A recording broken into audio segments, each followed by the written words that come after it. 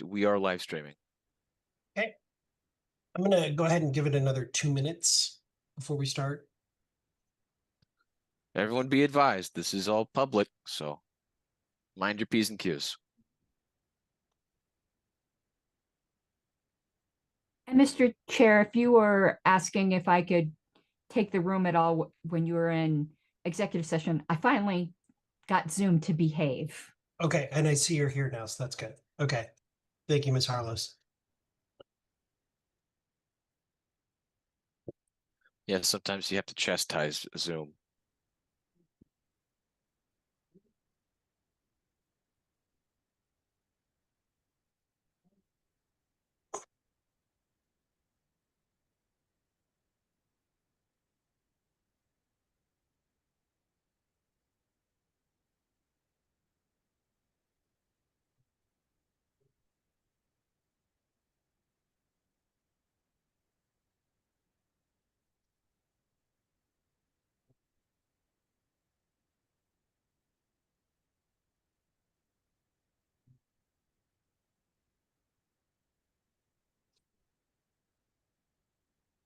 Hey, we will go ahead and get started. Good evening, everyone. This is Sunday, August 2nd, 2026. This is the Libertarian National Committee. The time is 7:05, and I call this meeting to order. Mr. Secretary, please call the roll.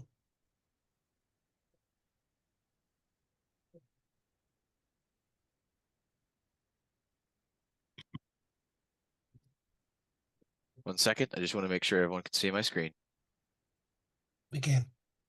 Very good. All right. Mr. Koffel. I am present.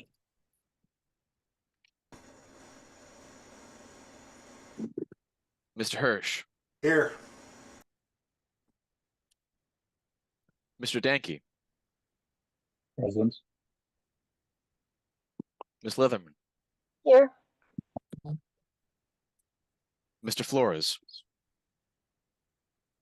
Here. Mr. Phillips. Here. Vice Chair Griffiths. Present. Mr. Hanoush. Present. Mr. Requero. Present. Ms. Hayes. Present. Ms. Wigington. Present. Ms. Hogarth. Here. Mr. Bost. Present. Treasurer Neville. Present. Mr. Longstreth. Excuse me, I am present. Mr. Martin. Mr. Martin.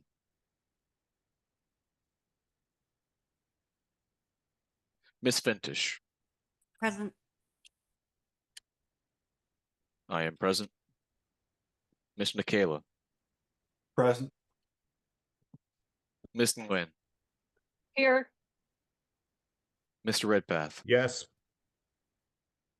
Ms. Robson. Here. Ms. Englehart. I am here. Mr. Shaw. Present. Mr. Ford. Here.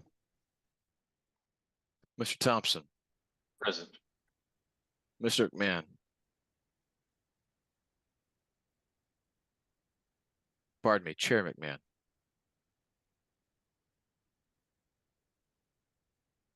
I was muted. Sorry, present. Thought you were really angry. How dare Chair you call McMahon. me?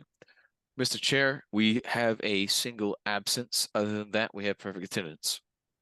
Thank you, Mr. Secretary. That's 18 voting members. Okay, we will open it up for public comment, 2 minutes per person. Madam Secretary, can you keep, or Madam Vice Chair, can you keep time? I will. But I'm angry that you call me Madam Secretary. How do you know I wasn't misgendering? That's McKean? quite possible. Now we're both angry. Mr. Phillies.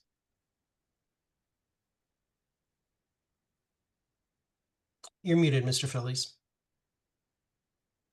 Try a different, there we go. There you Mr. Chairman and honored members of the LNC, mindful that we have embarked on a new route, I call to your attention that the United States has 2 associated commonwealths, 4.5 populated territories, at least 1 state that, as it happens, does not have an affiliate at the moment. And I would propose that the LNC should authorize the affiliate support committee to support individual libertarians in those places that we do not currently have an affiliate. Thank you. Thank you, Mr. Phillies. Mr. Plonka. Hello.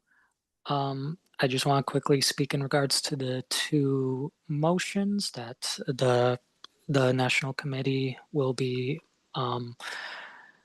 sorry, the 1 motion in regards to the affiliate stance with the policy manual. I think that it's a good idea, and I would recommend that the LNC support it. I think it will help give libertarians and states a bit more control and power in regards to forming their affiliates, whether it comes down to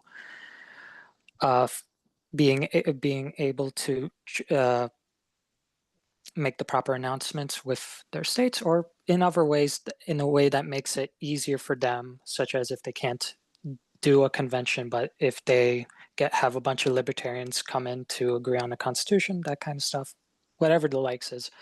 I would just recommend that y'all support the amendment to help give affiliates a bit more control and support, as well as give those who may want to form affiliates in states where we don't have any some more control and support.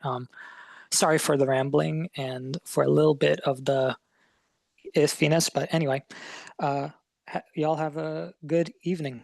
Thank you. Thank you, Mr. Plonka. Ms. Christensen. Hi, my name is Lydia Christensen. I'm a Kiowa Sioux Native American, and I'm a Libertarian Uber on the U.S. Senate ballot in Michigan. As Americans, we have a sacred duty to lead our neighbors and our nation by proactively defending liberty for everyone. I've come to implore the Libertarian Party to live up to the call of our principles by standing in solidarity with the freedom and rights of our sovereign tribal nations. In the Midwest here, Michigan Supreme Court just vacated Enbridge's Live 5 tunnel permit. In Wisconsin, the Bad River Tribe just won a federal appeals court fighting to ensure that Enbridge was still trespassing on their land. In the Upper Peninsula and all across the Midwest, communities are celebrating. For many years, we have borne witness to our countrymen standing with righteous indignation against the hydra of federal and state overreach. And from the long fight with victory and liberty in hand, we are seeing it happen now. These victories happen right now in America because tribal nations are fighting for their own sovereignty. Bear Ears is an active litigation. 5 sovereign tribal nations are in federal court defending a contract that the executive branch has broken. Right now, the tribes need allies in that courtroom, and they need the Libertarian Party to show up. The Libertarian Party says that federal power should be checked. We say that sovereignty matters. Those are just words, though. Amicus briefs matter, and they win court cases. The Libertarian Party has a responsibility to defend our native tribes' sovereignty. We stand against the disenfranchisement of any individuals, including the tribes. I'm running for the U.S. Senate on this, and I'm asking you guys to vote in support of amicus briefs for this fight. Additionally, I'm in favor of the affiliate formation policy manual amendment, which promotes affiliate autonomy. Thank you. Thank you. Ms. Harlos. Yes, thank you. I wasn't going to comment, but I wanted you to clear up misunderstanding, perhaps even that LNC members may have. The policy manual amendment A does not allow any kind of formation of affiliates without a bylaws or constitution or election of officers, which has to happen at a convention. It just removes some of the details of how the convention is organized. So in that sense, it really has nothing to do with affiliate autonomy or organizing conventions. I mean, organizing an affiliate without bylaws or anything of that.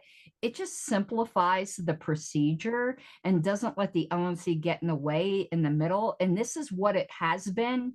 It was only changed for like 3 years. The language that's being proposed is what it had been, I think, for like a decade. So I think people are reading a lot more into that than is there. Thank you. Thank you, Ms. Hardlos. Starchild.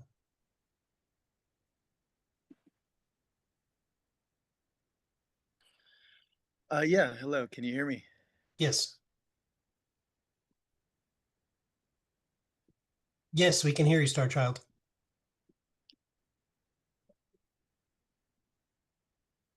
Sorry, I'm trying to turn on my my video here. So three things. Do we have 2 minutes or is it? 2 minutes. You're already in. Okay. Three things I wanted to mention, I believe are important for the committee. Transparency, first one. Second one is bottom-up governance, which you could also call participation or engagement. Third one is balancing and messaging. These, in my view, are probably the most important overall things to focus on. Without transparency, there's no accountability. We desperately need this. We need the public to be able to trust us, to see that we're not just conventional politicians, you know, that we're not going to get in power and replicate the mistakes of the Republicans and Democrats. Second one, participation, engagement, decentralization, you could also call it. I think it's really important to build up a farm team of people that have the skills to not just have the party run by a small group of insiders, however committed and well-meaning, because it sets up a pattern for that kind of governance that in the long run will harm the sustainability of our party as a bottom-up libertarian organization. And this, you know, would include things like allowing people to speak freely at meetings, you know, like on each agenda item, there should be opportunity for public comment. The chat should be open for meetings like this one for people to be able to talk to each other in writing while the meeting's going on for those not on the committee. The third one, balance and messaging. You know, we've got a problem, and it predates anything with any particular caucus or the recent issues in the party. This goes back years, decades, I think, stemming in large part from the anti-communism, the need to resist the Soviets back during the Cold War, and it kind of pushed libertarians into an alliance with the right. And our messaging has long appealed more on average to people on the right than to people on the left. And this is not just me saying this. You can go and verify this from surveys of the public and polling and so forth. I think it's pretty well established. So I think it's vital that we not continue to fall into that. And you know, the good news is I don't see, I mean, I see people saying things like, oh, well, there's foreign interference on the LNC and stuff, but nobody's saying like, well, let's embrace nationalism as a party. You know, I see people complaining about, oh, there's socialists in the party, whatever, but I don't see people saying like, let's make this a right-wing party.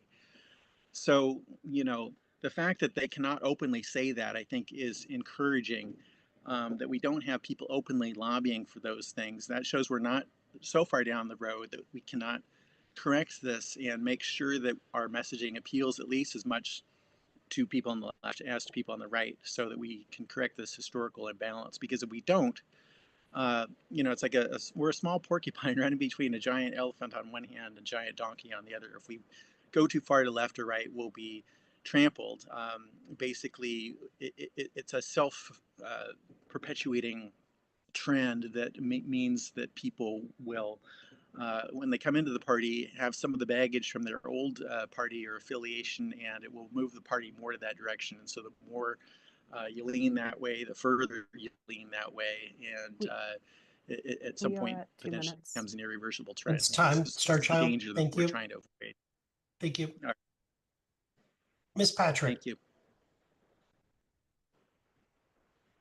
Good evening. I just want to say thank you to everyone who is here for all of the hard work that you put in as a volunteer, mostly. And obviously, this is not always glamorous work. It is hard work, but it's important work. And for some reason, it's just on my heart today to tell you all that it's so important what we're doing and to keep doing what we're doing and not to get frustrated because we are the way of the future. We have the ideas. We need to be leaps and bounds above the other parties and keep moving ourselves in that direction. So, again, thank you so much for everything that you do and have a good night.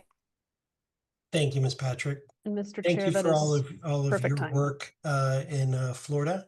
And thank you for being a candidate and for resisting the attempts to push you off the ballot. Thank you so much for that. Just as a personal aside, I do hear that Ms. Patrick has some legal obligations, financial legal obligations. If people would like to help her, please get with her and help her retire her legal debt. Moving on to the agenda, is there a motion to adopt the agenda? I move to adopt the agenda. Second. Moved by Mr. Hanush, it was seconded. Any objection to moving the agenda as presented? 1, 2, 3, the agenda is adopted.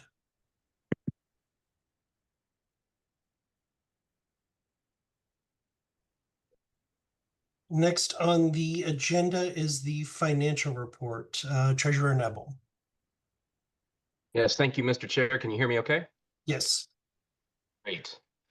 All right, well, thanks everyone for your time. So let's get started. The close process for July has not yet started, so the verbal report that follows here is mostly based on bank statements. Staff in All-in-One Accounting, our hired accounting firm, will begin their work tomorrow. That said, Hannah Kennedy, our amazing operations director, she was able to provide me with some preliminary data that was very helpful. So thanks to her and her team once again. Cash-wise, July was not a good month. We collected $54,000, which is our lowest collection totals of the year, and dispersed $320,000, which is our highest dispersed totals for the year. Excuse me. Vendor payments were $280,000 of the 320, and so the other 40 was salaries and benefits. Our net cash activity was a burn of $266,000. Year to date, we have earned $329,000 of cash. This leaves our unrestricted cash at $419,000 and restricted cash, our total cash, including restricted cash, at $895,000. The convention numbers are final now.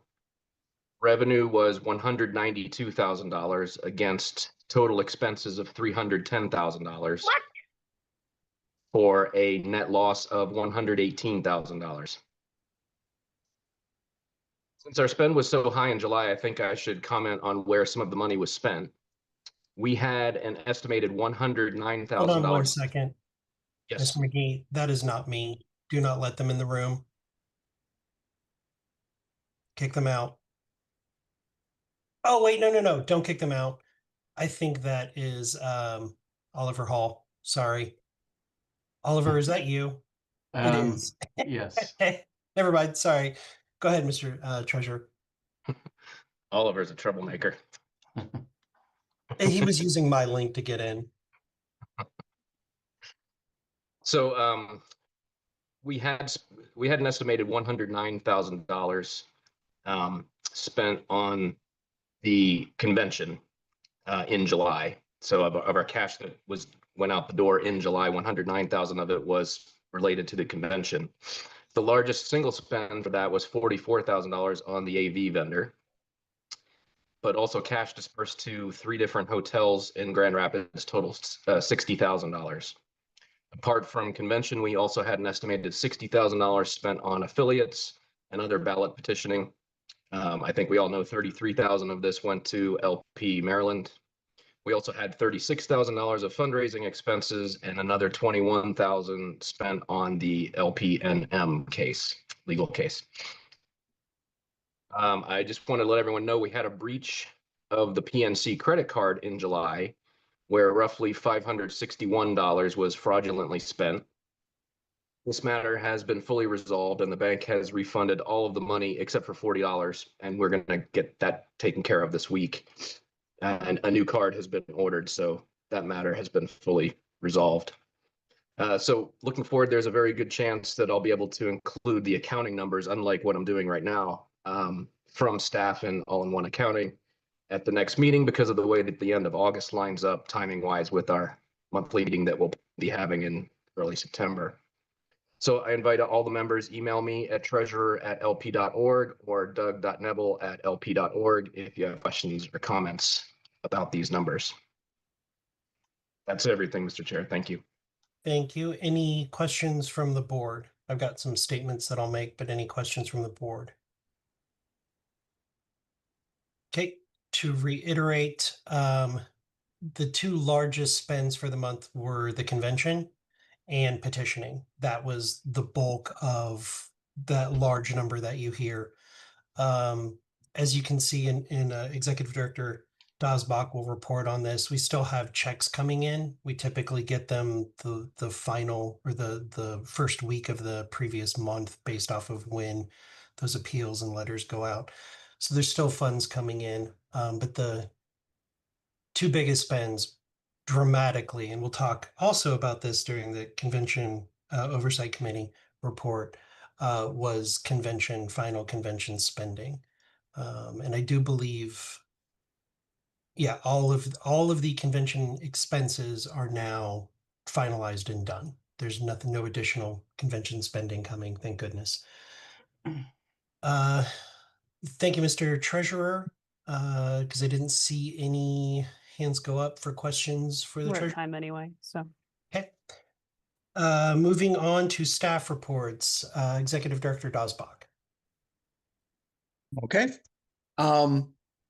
And I just want to start by commenting regarding to the treasurer's report that actually, and your comments, that we actually have just started to get the returns from the fundraising letter. So we've got not just a single week, but we have several weeks likely of returns from that.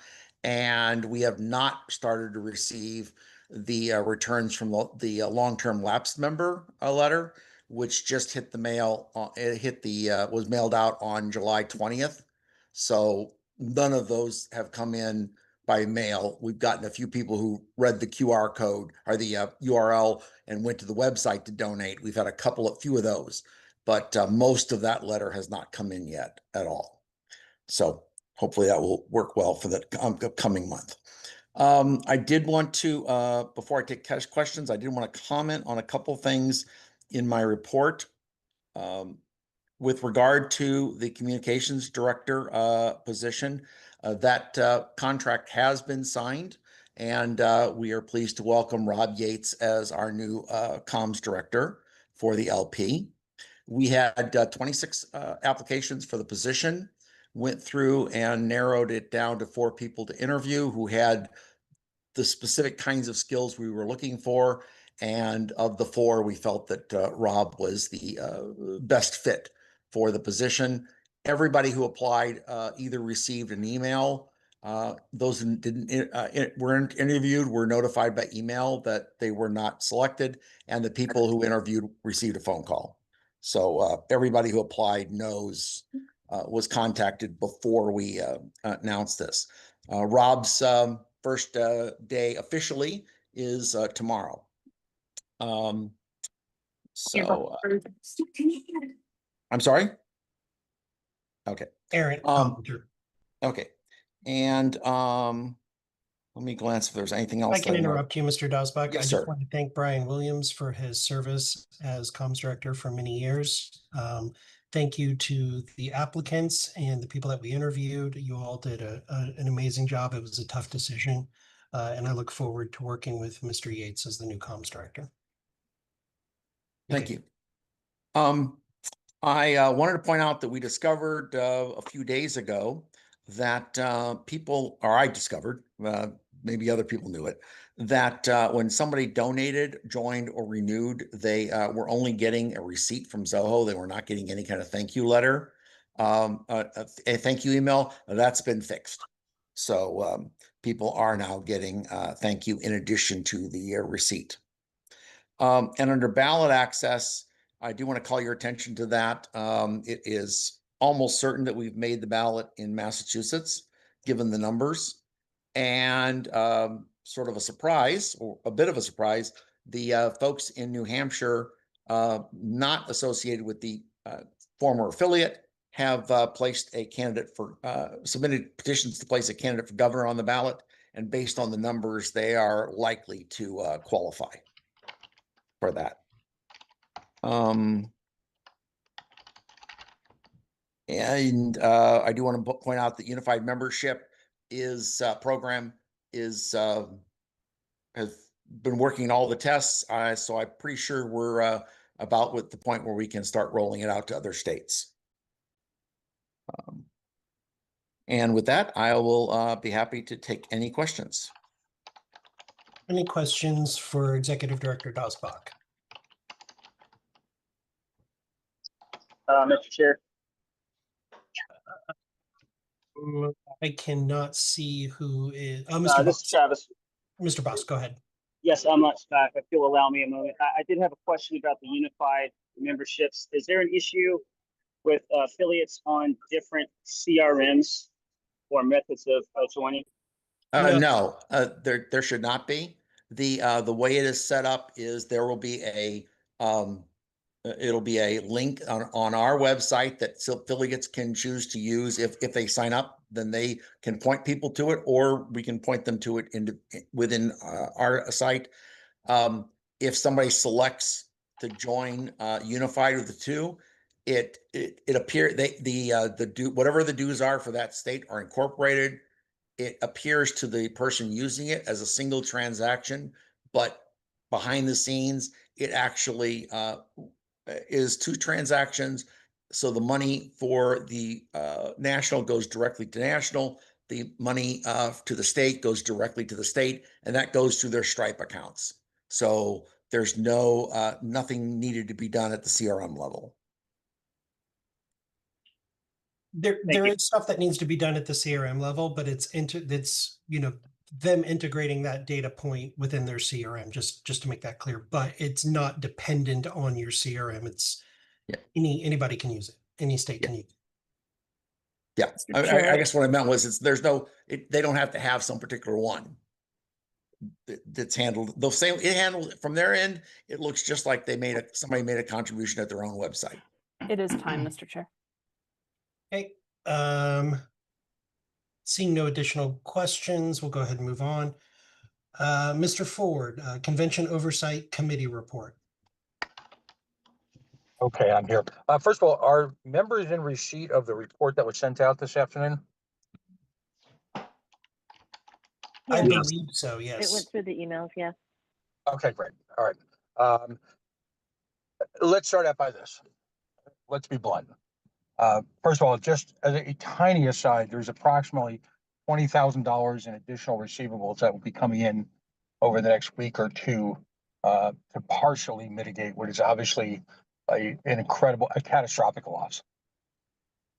The report goes into a lot of detail. It's a preliminary report. There are literally a couple of items, additional detail that I requested on things like the food and beverage breakdown and reservations. A report if it's possible to get on last minute cancellations. This is obviously very difficult for me, and I appreciate your patience right now. In the report, I talk about a tale of the numbers, and a significant part of this loss is attributable to the low attendance. Now, let me be very clear. I'm the chairman of this committee for the next couple of days. I take full responsibility for that. Regardless of any of the conditions that went into this was my job to overcome them. and to provide the best possible convention. And what's frustrating about this, there are people in this room and who both financially and physically worked incredibly hard on this. There's a handful of people like Mr. Dar, who may not be in this room, who literally met with me 3, 4, or 5 times a week in efforts to but ultimately what it comes down to is with 619 delegates and the pre-registration delegates credentialed, according to Mr. Dar, of 852, there's a huge gap there. Again, when politicians say that they take full responsibility, I typically hate that, because what does that really mean? I'm not sure what I can do at this point to make this better, which is incredibly frustrating. We are very optimistic, given the speakers we got, having the additional day, all of that this would be a memorable convention. And in certain ways it was. The debate was heated, a new board was elected, all of that happened. But in reality, we were unable to provide the level of attendance necessary to support a convention of this size.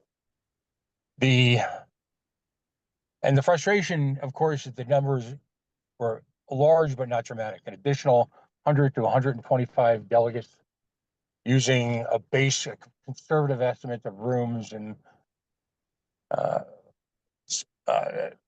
attendance at different events, would have made an incredible difference in this, but it didn't happen. So folks, if they have time to read this, I have all sorts of time to answer questions now or offline. I know we're limited with a lot to do this meeting, but that's where we are. We simply didn't get enough people to show up, and I simply didn't get enough people to show up. And I'll have to live with that.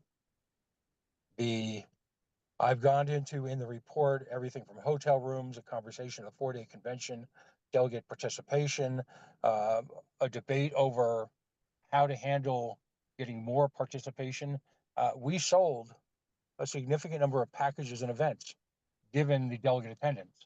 We sold 400 and change for a delegate attendance of 619 and a handful of alternates, which wasn't bad. I talk about the mechanics of the package sales, and I put some numbers in there in terms. I mean, in fact, 439 total events were purchased from a pool of about 619 delegates plus alternates. I talk in length about the effort put into selling the training, which was very well received by people who attended, but literally the minimum number of folks who attended. I talk about the Zoho software, which in the new committee, I would recommend not using and using other alternatives. Speakers. We obviously had a lot of speakers, and there was a relationship between the speakers willing to do breakout sessions and their ability to address the convention. Looking back, I understand that some delegates were very frustrated that the speakers took up too much time. So I talk about that. Sponsorships. The difficulty in approaching 501c 3s and 4s was noted, and very late in the game was adapted for. Mr. Chair, we're at time, but I imagine there would be a motion to extend. Mr. Chair, I'd like to move to extend by 10 minutes on this topic. Yes, you're recognized, Mr. Longstreth. Everybody, please practice, Apologies. Mr. Longstreth moved to extend by 10 minutes. Is there any objection to extending by 10 minutes? Hearing none, time is extended by 10 minutes. So I think I've spent enough time stating the obvious. I'm certainly open to questions right now, and offline as well. Tricky part about this is that there is information in this report that's confidential. I'll leave it up to the chair to decide what he wants to make public and what he feels appropriate and what isn't. And I can modify, or he can redact as he would like. Again, there's a handful of things that literally loose ends that have to be put into this, but we're just a couple of days away from final publication and a new board. So please, have at it.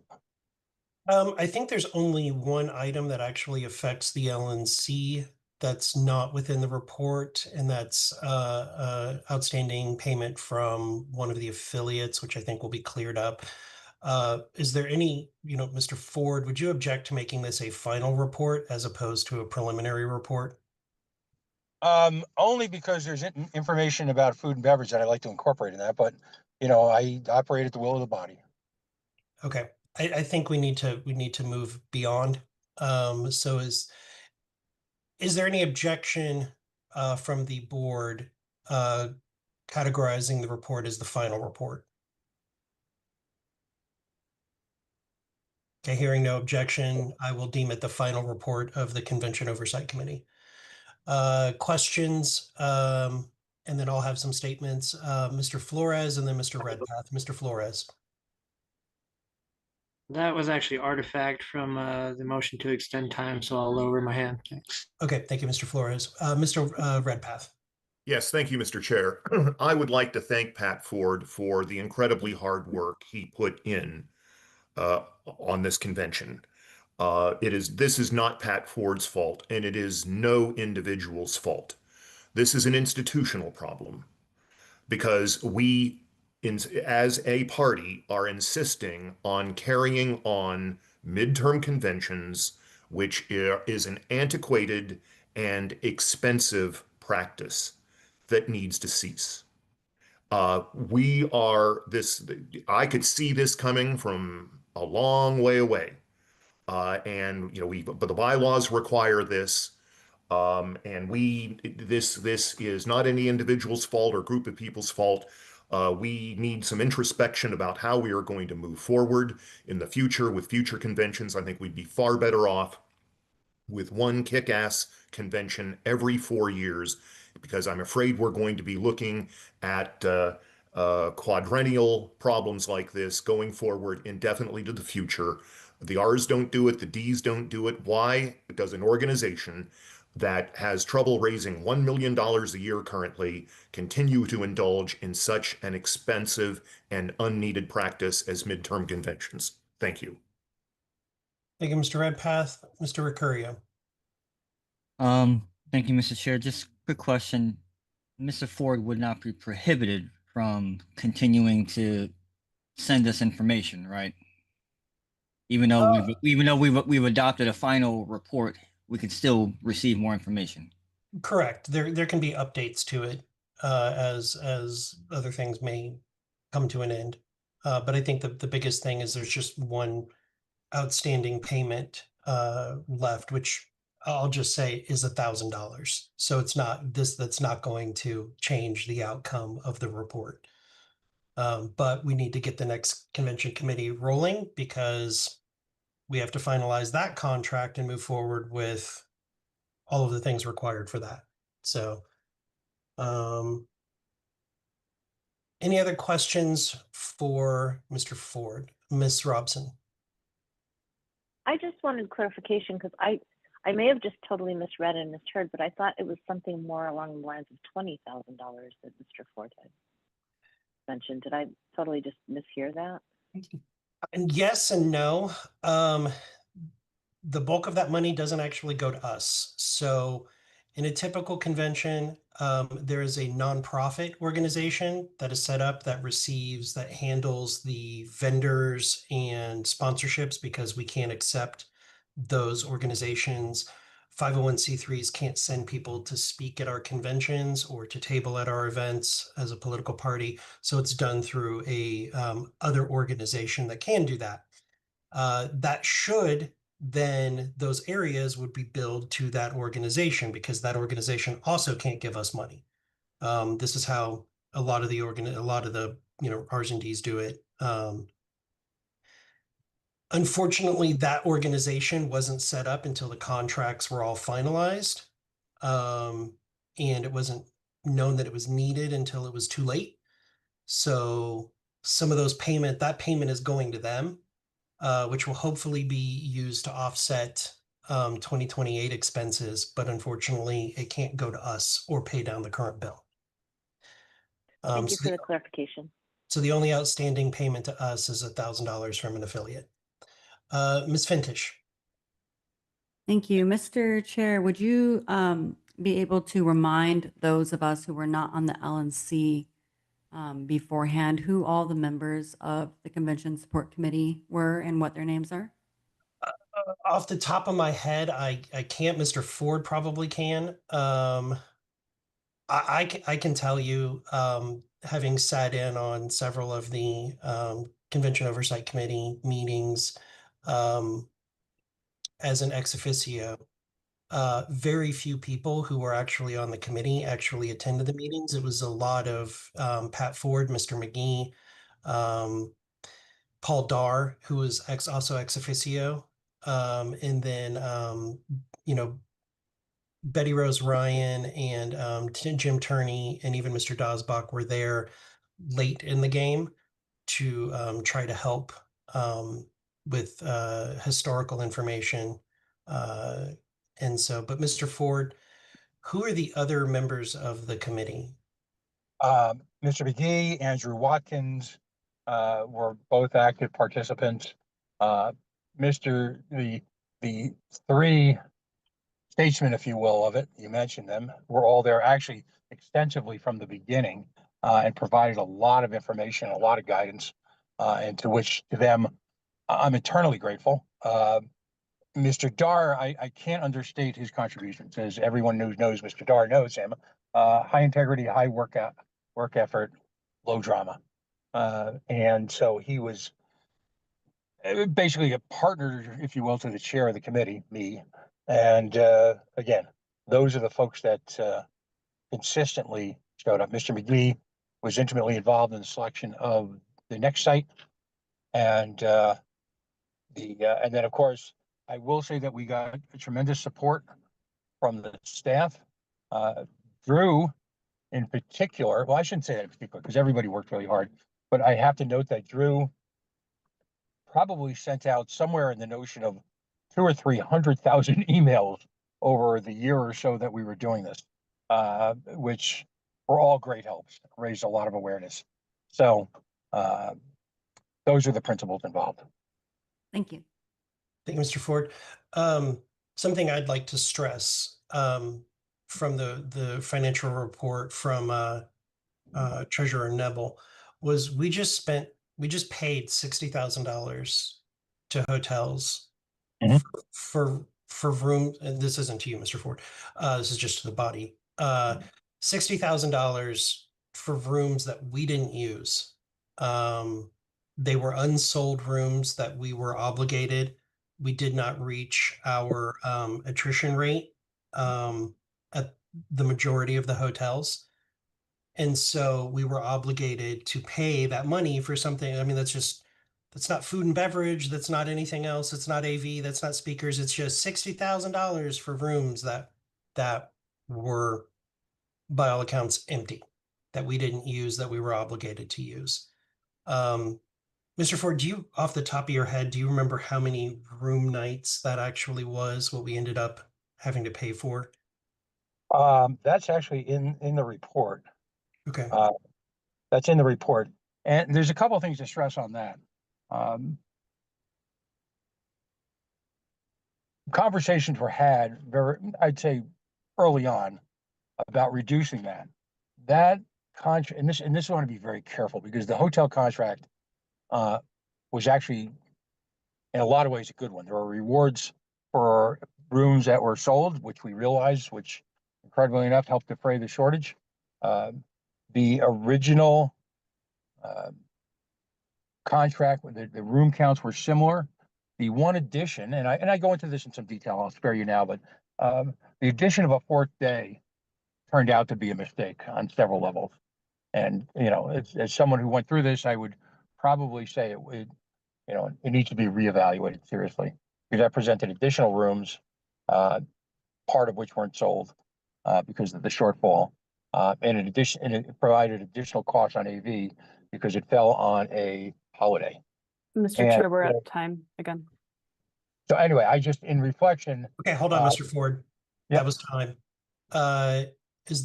Would there be a motion to extend by 5 minutes? Motion to extend by 5 minutes, Mr. Chair. Thank you, Mr. Flores. Is there a second? Seconded. Any Second. objection to extending by 5 minutes? Hearing none, we are extended by 5 minutes. Mr. Ford, there are 3 other members who want to speak. Please go ahead.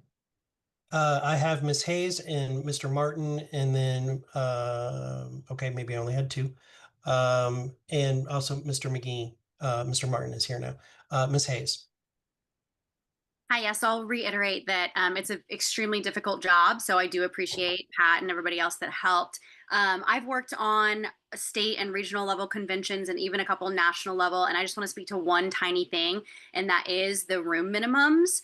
What we're seeing is that those are actually not worth it. The hotels will sell them as like a discount, but in the free market of hotel rooms and Airbnbs and sleeping on beds and campsites, I even know a big convention where people slept in their car, right? So people are just not booking them. So I would really advise in the future to have that be as low as possible, or even some regional and state conventions I've worked on. We're not even doing a room block anymore just because we know people are going to want to like crash in a big house together or whatever, right? So I'm just seeing a big shift away from that, which it sounds like was a big pain point. So I just want to put that out there for whoever ends up doing this next to keep those requirements as low as possible, or even just forego them, because it's just we're not seeing the market choose.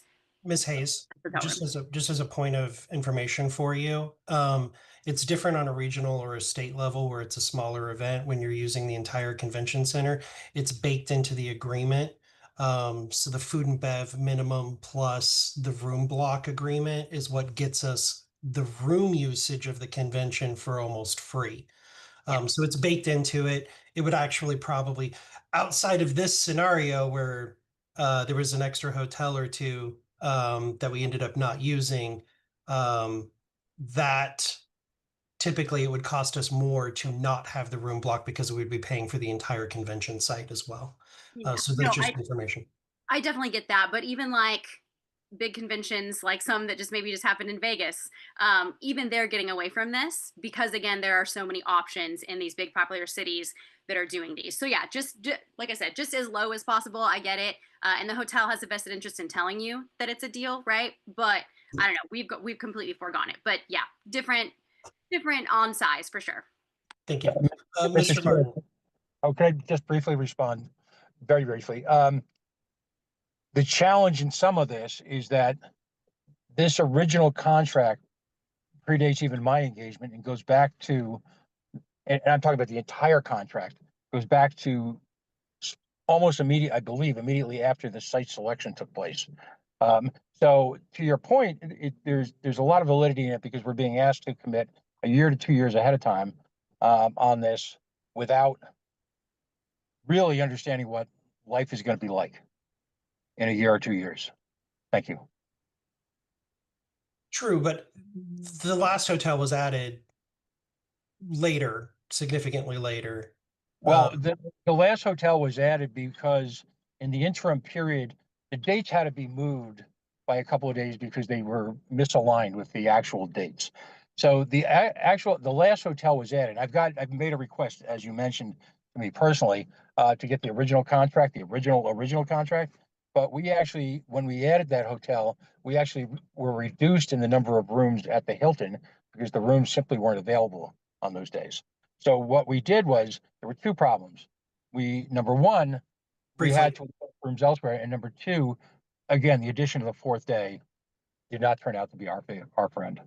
Okay, thank you, Mr. Ford. Mr. Martin. Yes, thank you, Mr. Chair. Can you hear me okay?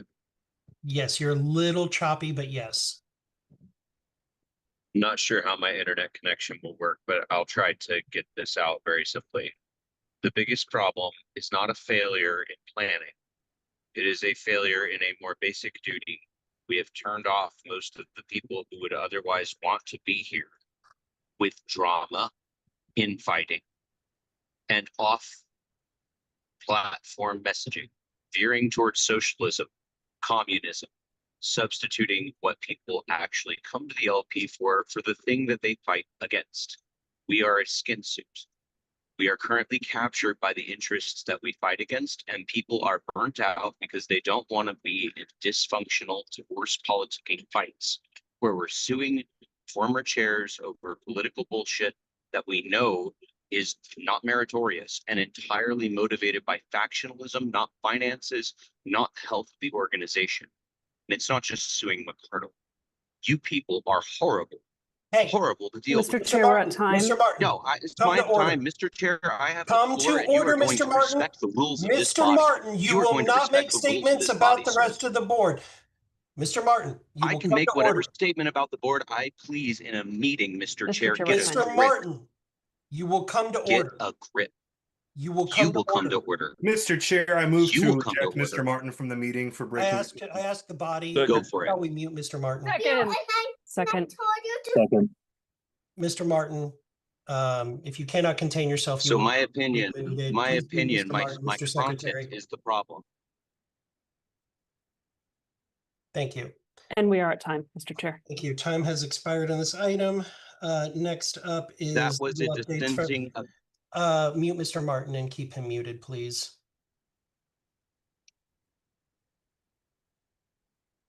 Is there a motion to go into executive ahead and and to meet with Mr. Hall? If you unmute yourself and So interrupt moved. this meeting again, you will I be wanted removed to from the share. meeting. He just did. I move to move into executive session. Second. Thank you, Mr. Dickey. Go ahead, kick me out. Any objection? Please. Remove Mr. Martin from the meeting. Go ahead. Actually, no, don't remove him yet. Hold, please. We will go to a vote. Mr. Secretary, before we go to that, as a point of order, shall the member be removed from the meeting for continued disruption? Move to a roll call vote. For having an opinion you don't like, Mr. Chair, that's what it's for. Violating decorum, Mr. Martin. Stating the board is horrible people is violating decorum. You are in breach of the policy manual behavior standards, and you will be silent. According to whom?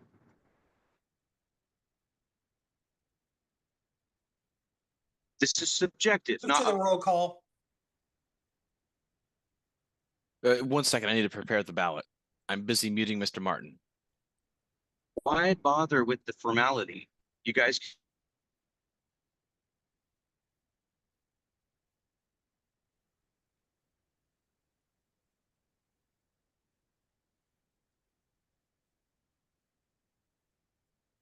This is a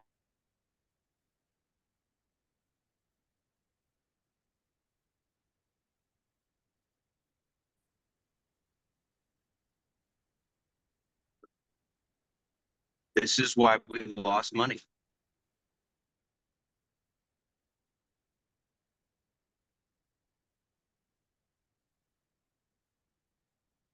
Right now, you're costing the LP money. All right, Mr. Koffel. Aye.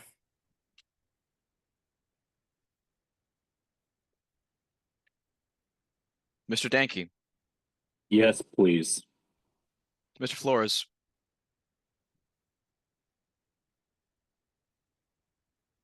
Pass. Vice Chair Griffiths. He said pass. He said pass. My apologies. Vice Chair Griffiths. Aye.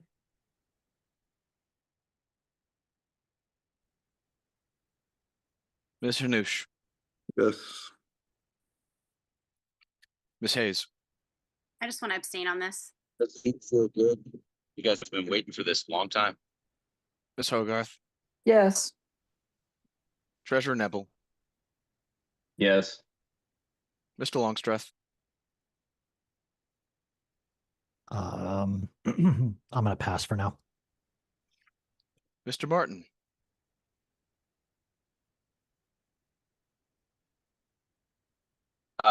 Yield to my alternate. Okay. Ms. Fintish. That would be a no. I'm going to pass. Mr. Nikela. I vote yes. Ms. Nguyen. Yes. Mr. Redpath. Yes. Ms. Robson. Yes. Mr. Shaw. Abstain. Mr. Thompson. Yes. Mr. Flores. Abstain. You guys are throwing me out for an opinion, and you know it. Mr. That's why I said, Longstreth. Mr. Martin, we are in the middle of a vote. fuck you, dude. Mr. Secretary, my vote is abstain. I will also abstain. Mr. Chair, the vote is 11-1-5. I will vote yes.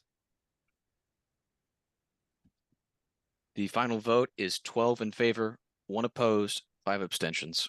Please remove Mr. Martin from the room and do not readmit Still him. doesn't make your censorship right, cowards.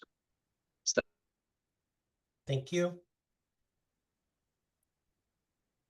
Okay, so Mr. Longstreth, I believe, motion to go into executive session. Will say yes. I'm not sure if I did or if I was the first one heard, but yes, it's so moved. It was moved and seconded. Second. Any objection to moving into executive session for legal updates?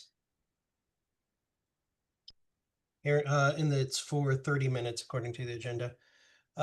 We will move into executive session. Mr. Secretary, if you can pass the controls to Ms. Harlos after you have set up the meeting. Or the Will break. do.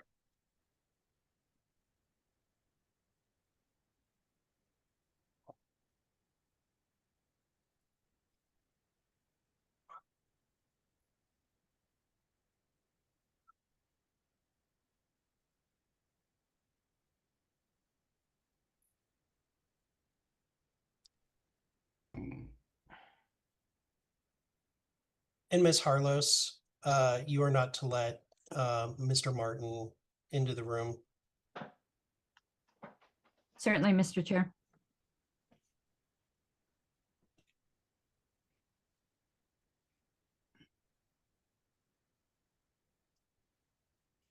Can the chat be turned on, please, Nope. while you're in the secret meeting? Nope. What's the harm in having the chat on while you guys are in the secret meeting? Because it has to be done at the beginning of the meeting, and we're not doing it. Confidential, So not there's no way secret. to turn on the chat in the middle of the meeting? Well, it is secret unless they decide to release the contents, Susan. Are we in between the meeting and the meeting? Kind of. Okay. Not exactly yet. Okay. Not until we all leave the room. Apologies. You're fine. Mr. Chair, because Mr. Martin was ejected from the actual participating in the meeting, does that also mean that he would be restricted from being able to observe the meeting? I don't think those are two of the same things. Yes, yes, because he cannot be in the room. He's ejected from the room. But thank you, Ms. Fintish.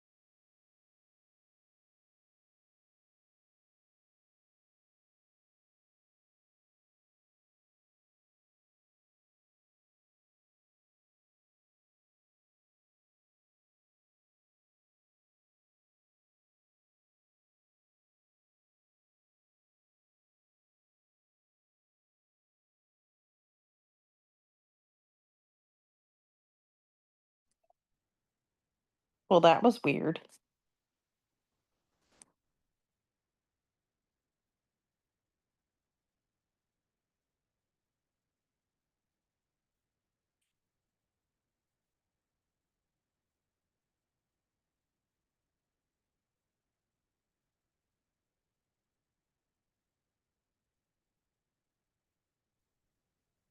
Question: has anybody in this lobby, are we able to freely talk?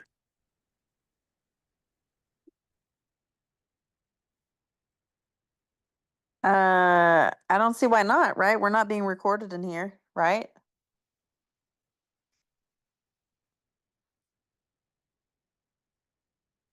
Everybody got shy all of a sudden.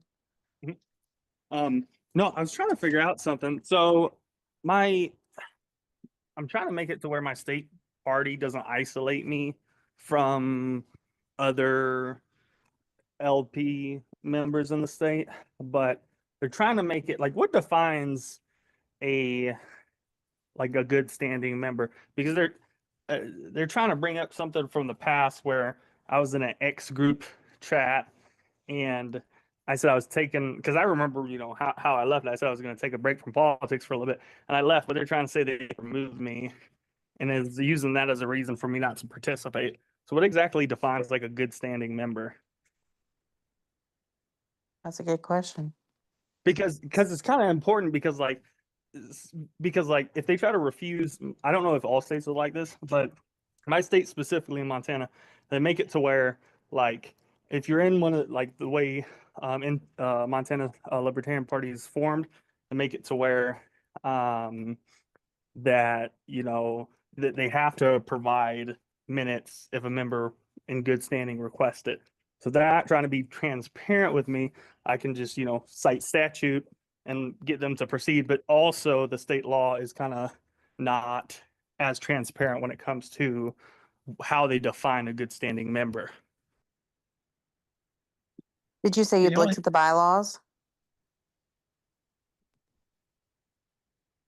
Yeah, no, their bylaw, the state bylaws don't really define what a good standing member is, and in the statute itself that I could refer to get them to, let me review minute or to get transparency from the state party doesn't really specify on what a good standing member is either. Well, it says in Article 3, you said Montana, right? Can y'all hear me? Yes. Okay, because my voice wasn't coming through before apparently, and I don't know what's going on. This is technical thing, really screwed pull up. it back up on my laptop too, because unless I just completely missed it and was only looking at the state statute more. Unless I'm looking at something wrong. It's Article 3 members, Section 1 says open to any person who resides in the state of Montana and pledges as follows. It's the NAP.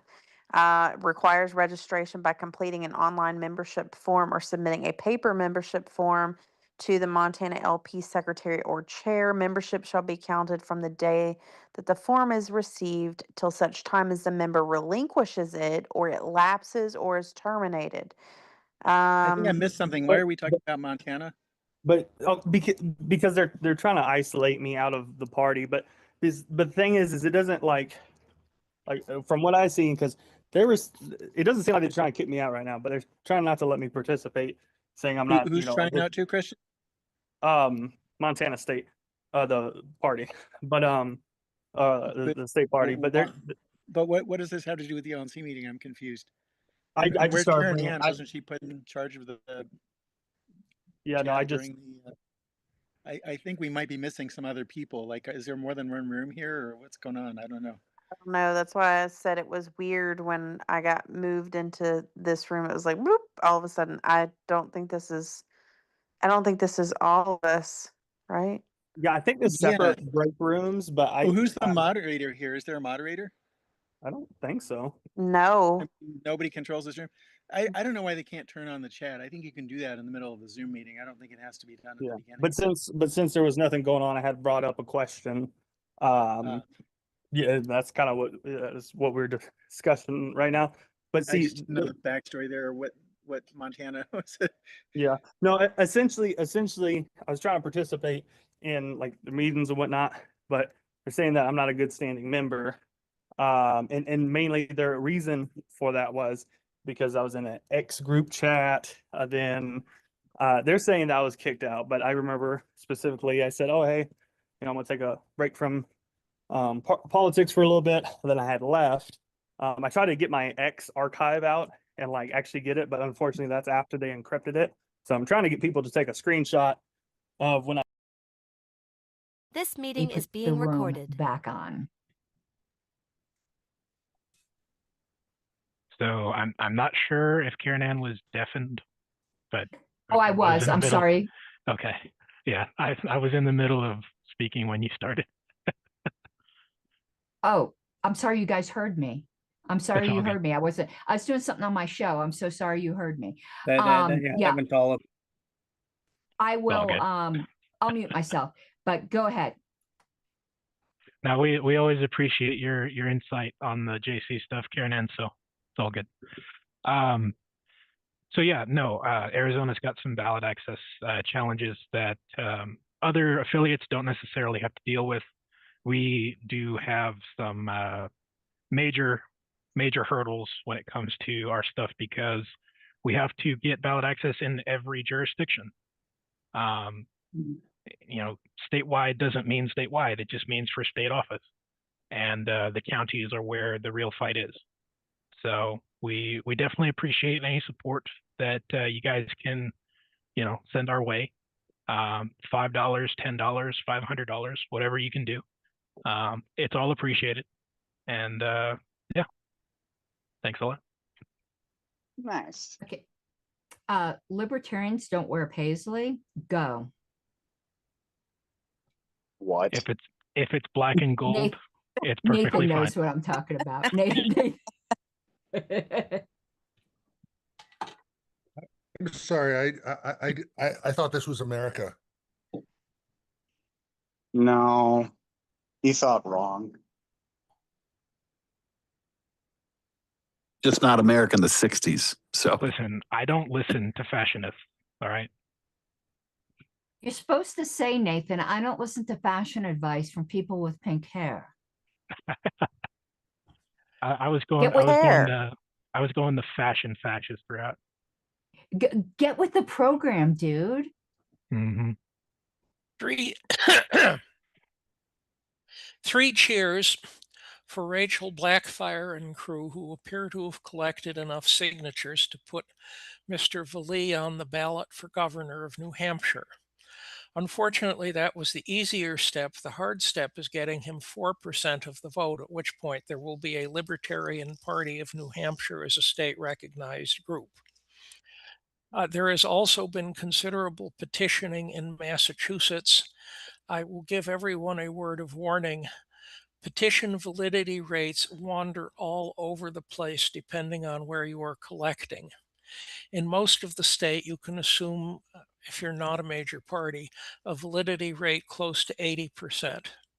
If you were collecting in Boston, Cambridge, Lawrence, or Lowell, you'll be lucky if it's as high as 30%. George, can you explain what you meant by that for New Hampshire? Is that just that?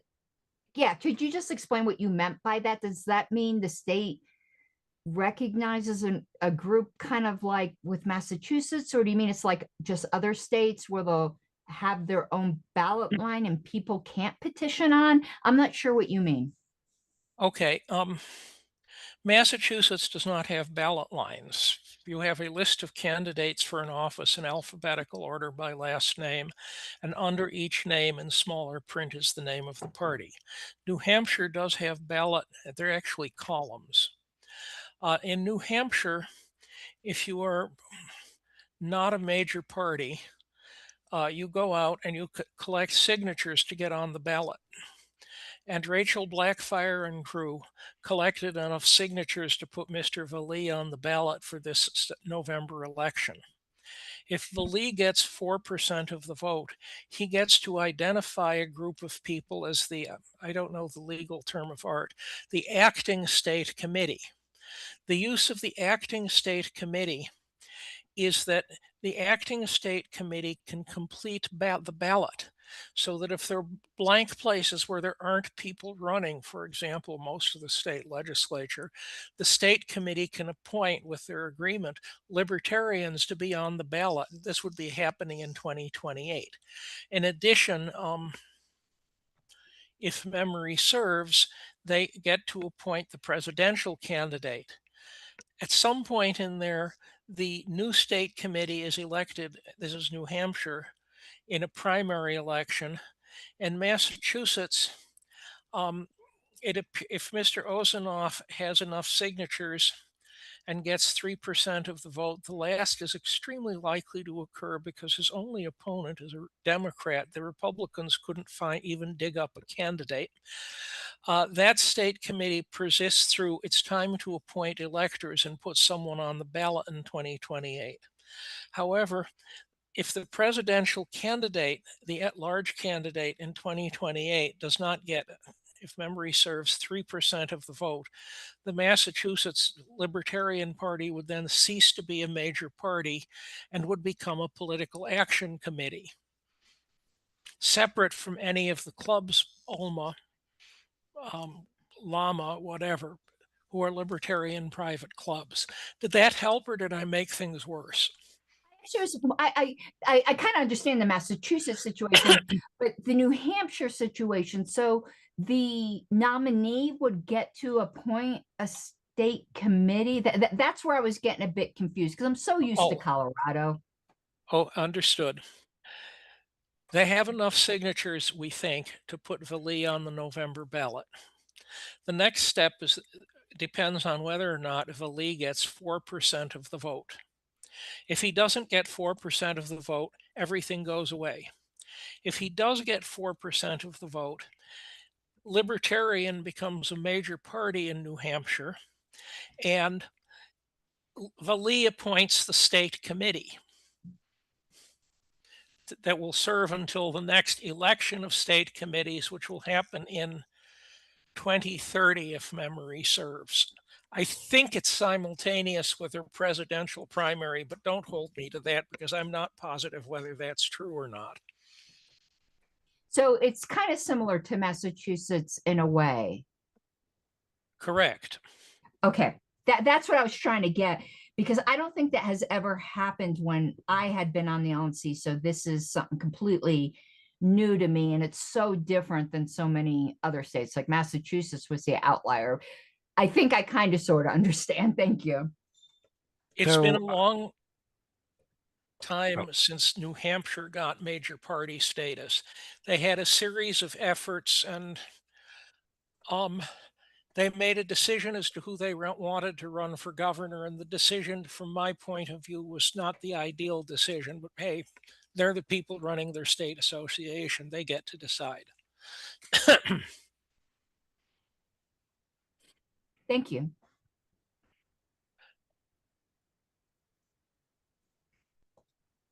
So when New Hampshire had major party status previously, were these all the same rules that they had to operate under, or is any of this new? Because I know a lot of state legislators have kind of changed things around since the 90s. At some point, the percentage of the vote that you needed, that Vali would need to get major party status, was increased from 3% to 4%. But that's the only change. There is a suggestion that the Republicans and Democrats agreed that there was little danger of a libertarian getting 4%, but 3% was quite plausible. The only change in Massachusetts goes back close to 20 years. It used to be that if you were a minor party, or what the rest of the world would call a minor party, you only needed half as many petition signatures as you would if you were a major party. And then someone ran against a prominent, or not that prominent, Democrat and actually missed getting on the ballot. And the Democrat decided he didn't want to have opponents, so he had the rules changed, so you now need as many signatures as the Republicans and Democrats do. This isn't quite as bad as it sounds, because in Massachusetts, if you're a minor party, any registered voter can sign your petition. If you're a major party, only members of your party, there are very few libertarian people who fit that description, and unenrolled independent voters, which is now close to half the electorate, can sign your petition. Alas, independent voters are not interested in politics and refuse to sign petitions. Yeah, Arizona's under that stringent rule set as well, where pretty much anything to do with petitioning, we have to get our own party and independents, and many of the same challenges are presented here. Plus, we have very hot summers, so it limits what we can do and when we can do it. What fraction of your electorate is independent? They've overtaken both major parties at this point, so they're over 1/3. In Massachusetts, they're over half. The Democrats are 1/3. The Republicans were last seen approaching 8%. Yes, Arizona is very much a swing state, and so it's highly contested.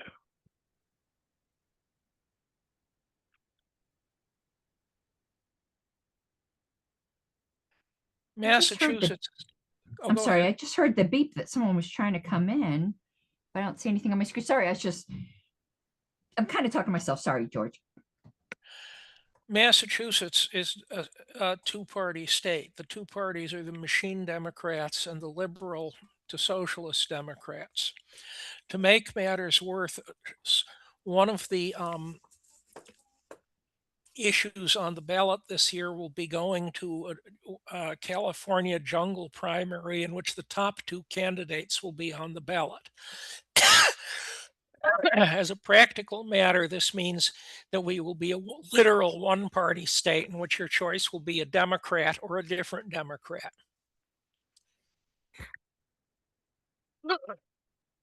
I know Karen Ann has done a few shows on ranked choice voting and what a poison pill looks like with that system, and Top X is definitely one of those.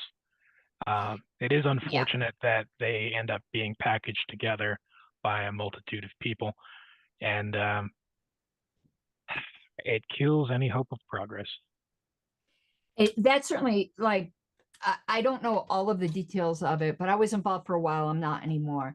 I mean, I'm not going to say I'm not, but I'm not in any official capacity. I used to be on an advisory committee with RCV Colorado, and they were offered over $1 million to advance, not offered like, they're offered a donation. You know how these things go.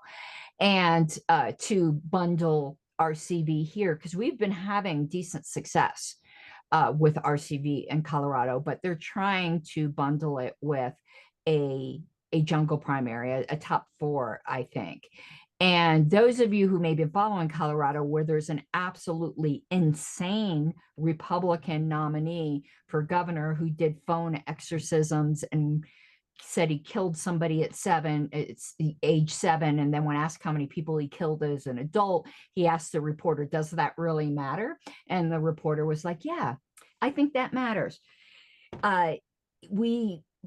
It's certainly entertaining here, but the quote unquote mainstream Republican that he defeated, Barbara Kirkmeyer, tried to kill third parties in Colorado.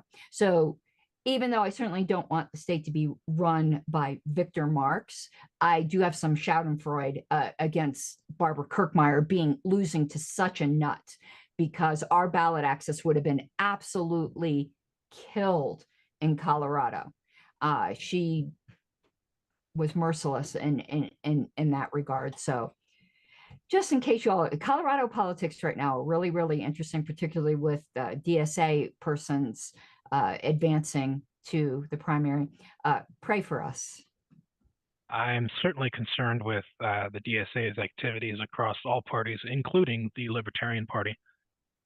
We have a very vocal DSA advocate in the the national Discord now, and it makes me very uncomfortable that they're allowed to continue to be there.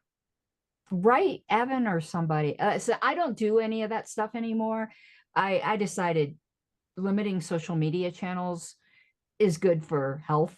Not to eliminate it entirely, but I just stick to Twitter. I don't do any of the Discord or any of that. But that is concerning if that's the case, Nathan. And I would draw it to the attention of party officers.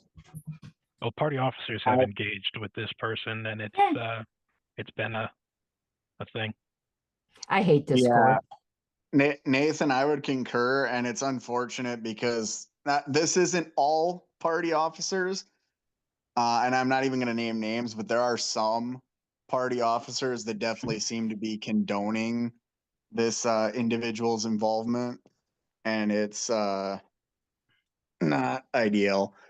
There's also Michigan just elected a senator candidate that's kind of concerning as well for the LP.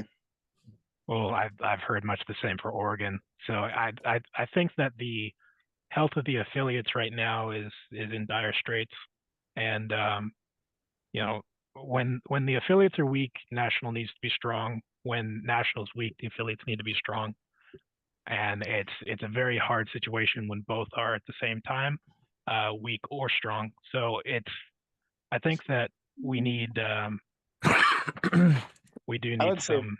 I will say, as the current owner of the National Discord server, all of that is surprising to me, considering no one has actually contacted me at all. So, you know, it would always be good to point out things and talk to people if you actually have a concern, considering you know me and I'm highly accessible to talk to. Thank you.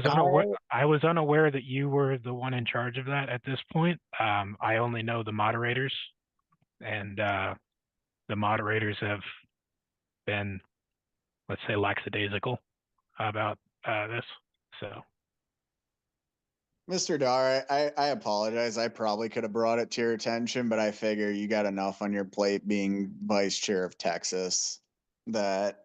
Yeah, I'm kind of the unwilling owner of that server still, because they kind of told me to still do it. They didn't ask me. They just told me to stay in charge of it. So I was really happy to, you know, pass that off at some point. But no, go ahead. If something does concern you on there, bring it to my actual attention so that I can bring it to the moderators there. I don't actually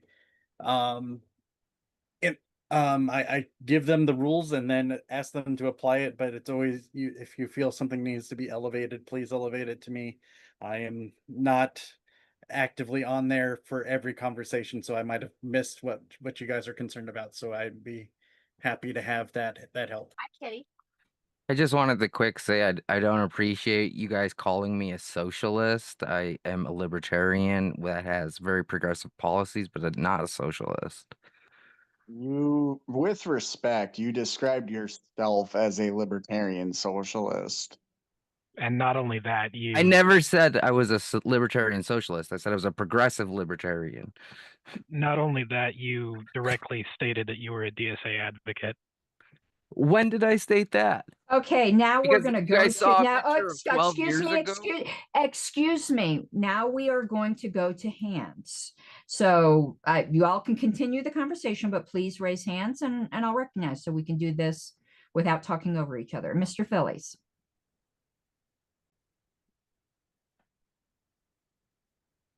George? You're on mute. Thank you, George. Starting with a few seconds ago conversation, I am happy to cheer on the DSA because it is splitting up the Democratic Party into factions, which will weaken them. With respect to weak state affiliates, a weak affiliate in Massachusetts would be real progress relative to what we currently have. There are sort of two groups. The Llama group was after the disagreement a few national conventions ago, has walked away completely from the National Party and is associated with the Liberal Party, Liberal USA Party, but is not doing anything. OMA, the Unified Libertarians of Massachusetts, our affiliate, is opposed to running candidates as far as I could get out of them. and neither group does anything complicated like publishing a newsletter. But that's where we are. Mr. D'Orazio? Due respect to Mr. Phillies, but I don't agree with him on the DSA. Much like the MAGA movement in the Republican Party, they're dragging they're dragging the Democrats to the edge. They're not splitting the party; they're galvanizing them farther left. Much like the MAGA Republicans galvanized the Republicans farther right. It's a loss of centrists. And yes, both parties are shrinking because of these movements, but they're not shrinking enough. I can't cheer on an ideology that's likely to make gains in November that is directly opposed to libertarianism. Nathan? Yeah, I have to I have to wholeheartedly agree with Mr. D'Orazio. I don't want to sound McCarthy-esque, but when somebody walks in the door and says, I'm a communist, and basically advocates for communism, socialism, then it's a major detriment to the political sphere as a whole, especially when they've become very popular. We have seen the rise in this ideology in New York, right? Mamdani and various other Democratic candidates, and not just Democrats. I mean, the DSA has long been around in various forms with different factions within itself, right? And the fact that they're getting organized and the fact that they're actually taking positions, I'd just like to point out that this is happening whereas libertarians are not taking these same positions. And so the fight for liberty and against this this hellish ideology, we're losing, and I don't want to cheer that at all. Thank you. I had my hand up. I'm going to be agreeing with pretty much everyone here. As a state in which DSA candidates have got ballots, I can tell you Colorado is turning into a hellhole from those kinds of policies. So we might like watching politics from the side and kind of view it as a spectator sport where real people are not getting hurt. If I weren't the age I were with an established career, myself and Wayne, we would be hightailing it out of Colorado. It is turning absolutely unlivable here because of those types of policies. We would be looking at Wyoming, and who knows how long it is till it's there. So I do enjoy seeing both of the uniparties have their squabbles. I have to remember that there are real people getting really screwed up over these things. So thank you, Mr. Phillies. Returning first to what Karen Ann just said, I would be interested in knowing what policies were being adopted in Colorado that are particularly misfortunate. With respect to progressives, I will remind people, some of you must have read Hayek's book, The Road to Serfdom, in which Hayek comments, however, that a reasonable government that he would view as, I guess, classical liberal, ensures that people have a decent minimum of clothing, food, shelter, and at least a modicum of medical care. The last of those is extremely radical if you know something about how medical care worked in England during World War II when the book was written. Nonetheless, I am somewhat more optimistic that party divisions weaken parties rather than strengthen them. So what, Karen Ann, is going on in Colorado? So I wasn't prepared to like have a complete list here, but I will give you some examples. So it's the regulations that are being placed on businesses. So if you just look at Denver, There are businesses that have been just absolute anchors in Colorado, particularly restaurants that are closing. And that should be super alarming. I love urban areas, so I'm not one of There's those people that were anti. put in a breakout room, Karen. I think there's a couple people still there who may not know how to get back to this room. Can you take care of that? I cannot and host this room. So I can send and interrupting somebody, please don't. But let me send a broadcast message so that anyone who is in that room, because McGee made let me do a broadcast message here. Anyone, whoops, it's not letting me type. Yeah, it seems like these technical glitches come up that interfere with Anyone. participation and transparency, and then nobody does anything about them. Nobody knew about it and it could have waited in line. Thank you. Anyone in room, let me type this and then I'll continue answering George's question. Anyone in room 1 that is in error, please join the main room or leave and come back. That's about all I can do. That's going to interrupt their executive session as well. So once they come back, I'm going to say this was at request. Okay. So to continuing answer George's question, so there's a lot of very anti-business policies that you could just see starting to bloom. Then there are things like they are, I don't think this has passed yet, but this is the type of things are there's a proposition to ban all hunting in Colorado, which kills our tourism. And anyone knows that I don't care how anyone feels about animal rights and things like that. It culls our herds and things like that. I'm not a hunter. I could never shoot an animal in my life. But now with the hunting, they're not allowing these like cottage industry. Again, maybe I shouldn't say not a lot. I know this was proposed. I don't know if it's yet passed to use fur scraps to make like coats and things like that. It's just crazy regulations. They keep pushing for socialized medicine. We have now the mandatory family leave that drives small businesses out. They're constantly pushing more and more gun regulations. Another one's coming into effect, I think, on August 4th. So it's those sorts of policies and our cost of living. So there's a lot of taxation too. And oh my God, it's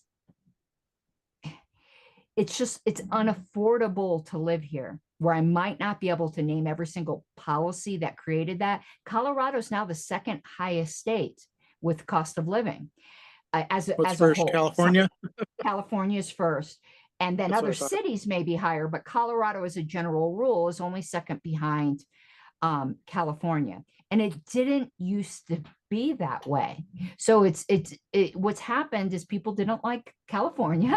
And I'm not trying to be like, oh, people can't move here. I don't want to build a wall around Colorado and make California pay for it, though I've joked about that before. They don't like what's happening in California. They're moving to these Western states and Californianifying them. And it's different in just the 10 years that I've been here. So I don't know who was next. I think let's say Starchild's next because he wasn't in the room before and everyone else. Then Joseph, excuse me, who hadn't gotten to speak. Then we'll go back to Nathan. So Starchild, Joseph, Nathan. Thank you. I want to know from you or anybody else who's familiar with Zoom, is it actually impossible to turn on the chat while we're in these sessions while they're in a secret meeting? I don't think it is. It is. It is impossible. Really? Yes, it is. Mm-hmm. Yeah, no, I'm positive of that. Unless something has changed it's been nearly a year since I've been LNC secretary, but as of the time when I was last July, was it whatever? Yeah, last July, I think, you couldn't do it. How about turning on the timer so that people can see how long somebody's talking and have that be visible, a timer on somebody's screen? I believe there's a way for moderators to do that in Zoom. And I don't know. Hasn't been happening. I've suggested it repeatedly. I think it'd be very helpful for people to see how much time they have left as individuals when they're speaking, and also for other people to be able to see in a transparent way that everybody's getting the same amount of time and being treated fairly. I don't know. We never used that. So I can't meaningfully answer that. I'm ignorant. Okay. Can you see if there's anybody else in any other rooms now besides this one and the secret meeting? Let me see.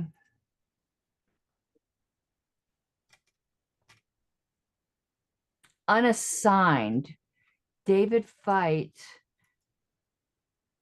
He's in this room. I see him Okay. here.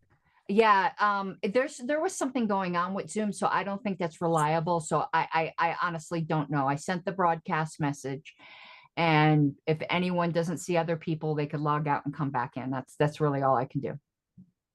Okay, because I did try rejoining before, and it put me back in that same room, which obviously wasn't helpful. And then There's second time I something. did it. I'm sorry, there's something really going on with Zoom tonight. I couldn't join the meeting at first. I had to uninstall it and reinstall it. I think Zoom's a bit glitchy tonight. It had some glitches that Mr. McGee had as well, where he had to leave and rejoin. I see. Joseph, Jay. Yeah, this, I gotta get. First of all, I should ask him how to get my damn Joseph off there. But no, I wanted to address particularly Nathan and thing. Now, listen, I'm an old ANCAP. I'm in Michigan, and I was there when Lydia was nominated to be our Senate rep. I abstained, to be honest. Our choices were an outright racist, okay, an outright white nationalist. To vote no in order to support the Republicans or Lydia. Now, I see Lydia coming from a lot farther left than I am, to be honest, a lot farther left. I'm an old ANCAP. So I didn't vote for her. But when you go to her website, there is one bullet item down, but a little bit like Anthony Hudson has his immigration thing tucked in there. Lydia does have a plank where she supports Medicaid for all. I don't support that. Everything else on her on her website is good. It's better than I expected to be, Lydia, to be honest with you. I'm not sure if you believe it all. I hope you do. But from the standpoint of the presentation you're making for other libertarians, you're a left libertarian. You're probably more progressive than most of us really would prefer. But I would prefer you to the other two, even though I didn't vote for you. I'll vote for you on this. I'll vote for you when your name's on the ballot. I'll sure as hell pull the libertarian ticket. So Jay, just for the record, my comments weren't really directed at Lydia Christensen. I didn't realize that I didn't think they were either. Yeah. No, I didn't realize that she was the one that unmuted. It was actually directed towards Christian Robinson of Montana, who has directly stated that they are a member of the DSA and a libertarian socialist. And there has been legitimate arguments where personal viewpoints were expressed. And of those personal viewpoints was an unbelief in personal and private property. And so I see Christian has his hand up now if he wants to respond, but I think we're going in order. So I don't know what Karen wants to do. Yeah, I mean, let me finish what I was saying because you did interrupt, and that's good. Oh, sorry. No, it's all right because I did not think you were talking about Lydia. It's just because I just didn't think you were. I didn't know who you were talking about. And I understand some people's concerns. So if you are concerned, go to her website. Okay, look at her website, and then decide from there. In the meantime, so, and I'll thank you. Okay. Christian hasn't spoken, so Christian and then George and then myself. No. No, I was just gonna say, when what Jay said about Lydia's Medicaid for all message, and I mean it didn't seem too like anti libertarian or anything to me, because all it is just to summarize it, kind of makes it into like if I understood it correctly, like an opt-in system instead of being forced onto people while hijacking popular Medicaid for all messaging. And then in response to Nathan, a lot of times I'll go to talk about certain philosophical standpoints, but if I'm too many times libertarians will kind of misconstrued what people are like saying.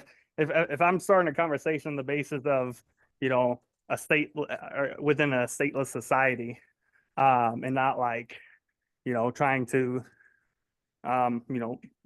limit the government as, within the system as it is right now. Then obviously people are going to have different viewpoints of how anarchy would work. But I did shift my position to, firmly believe that anarchy is impossible. Minarchist state, I'm okay with. But yeah, just to clear that up, Nathan, because I did try to use the Libertarian Socialist title before. And I did participate within the DSA to kind of understand the left anarchist views. But I did realize that it seems like both the extreme right and the extreme left of anarchism are kind of batshit. So kind of trying to steer away because both, the left anarchist, in the DSA group, for instance, look at capitalism as only existing under the state. The people on the right anarchism, like the ANCAPs, only look at socialism as only existing under the state. Both only being able to exist with state enforcement. So I mean, there's just a lot of it seems like they're both against the same exact thing, but the other side of the coin of it. But anyways. Okay, George. Let us look back a century. In addition to the libertarian movement, which didn't mostly use that name a century ago, there was also a libertarian movement, which also didn't use that name for the most part in Britain. The two groups disagreed on one fundamental issue. They agreed that the question is, what is the primary threat to human liberty? American libertarians tended to say that the main threat to human liberty was the government of all levels, and therefore things that chopped down the strength of government defended human liberty. The British libertarians, who might on occasion say they were libertarian socialists, would say that the primary threat to human liberty was the concentration of great wealth in the hands of a very small number of people.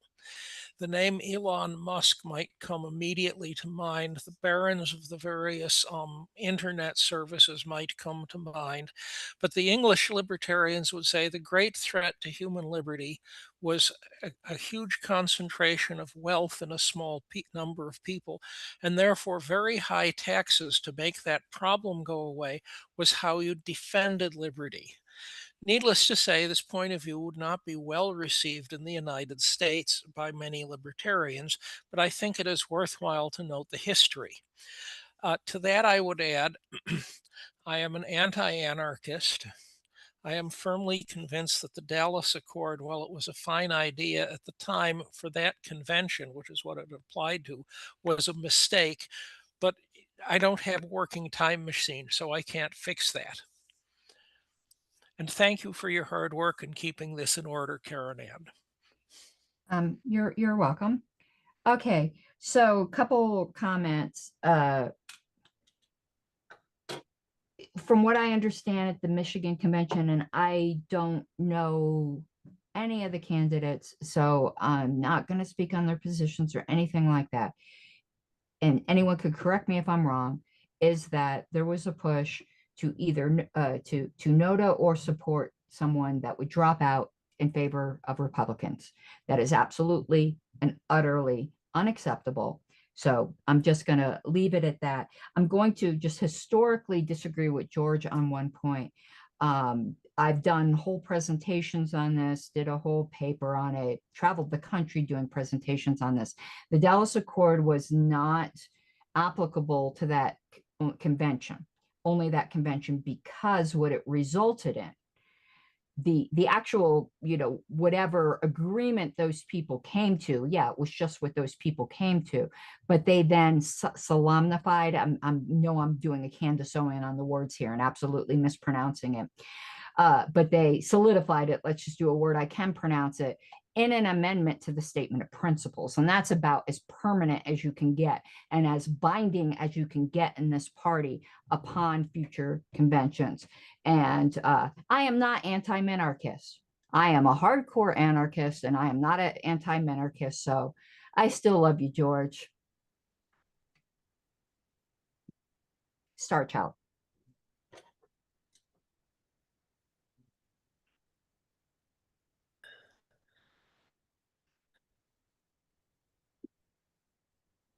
Somehow I got muted again. Um, yeah, I largely, as I understand it, was on whether the best ultimate solution for defending freedom is a very limited government or no government at all. And I think that position has served us very well. It allows us to have our philosophical disagreements without them derailing the project, that we should be able to work together in the meantime. And I see everybody's coming back now, so I'll let them do that. Just so everybody is aware, we are coming back into the session in a moment. So please go ahead and remute yourselves. And Mr. Chair, I apologize for doing that broadcast message, but apparently there were people who got really confused by that extra room being open. So I apologize that you guys got that on your screen. Thank you. Also, when you, Mr. Secretary, if you want to make me co-host again, and then once you get the thing. He's not host now because there was a problem. So let me make the secretary. Where is the secretary? So I think he's technically already co-host. Yeah, but you're also co-host. She needs to make you host.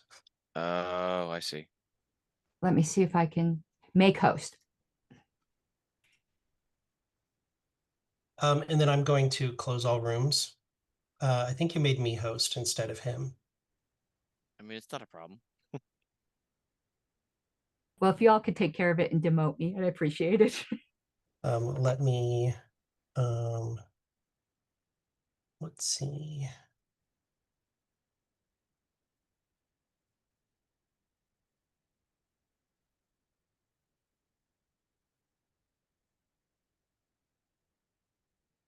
There we go. You'll need to make me co-host again. We're still technically between meetings, right? For like 10 more seconds. I have All a right. question then. Heck yeah. Madam Griffin, Madam Vice Chair. Since we're I hope when you come back that everybody will say what can be disclosed from the secret meeting. that was going to be my question is there a way to give a very general update of what was discussed, since usually that has been the norm, that we just say, here's what we talked about that can be revealed, or is it your opinion that there's nothing there? It's my opinion that I can say we discussed the New Mexico litigation. We discussed litigation against McCardle. We discussed issues with the FEC, and we discussed board member behavior. There you go. Any sunset clause on the secrecy for these 3 items? Nope. And you can go ahead and mute yourself, Star Child. I would encourage there to be a sunset clause. Thank you. Mr. Secretary, is everybody back? Well, it looks like all the rooms have been closed, so while they may not be back, they're definitely not in the rooms. Okay, I think, let me look here. They probably hit the wrong button.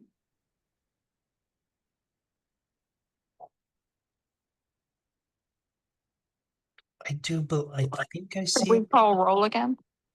I think that would be within order. But I'll need to call the meeting back to order. Are you ready, Mr. Secretary? And then just prepare yourself. We'll call roll again just to make sure everybody's here. Give me a second. Is this business, Mr. Mahunush, before we get back to order, or? I was just going to announce that for the next item, I'm going to be replaced by my alternate. Okay, thank you, Mr. Hanush. Thank you.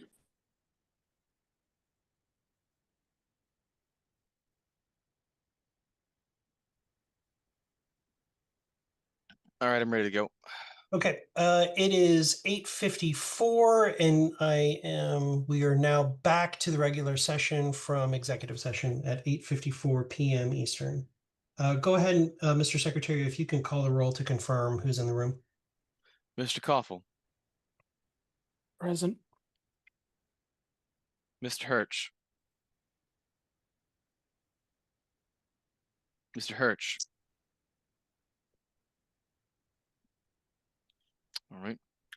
He's in the room, but he's muted. Oh.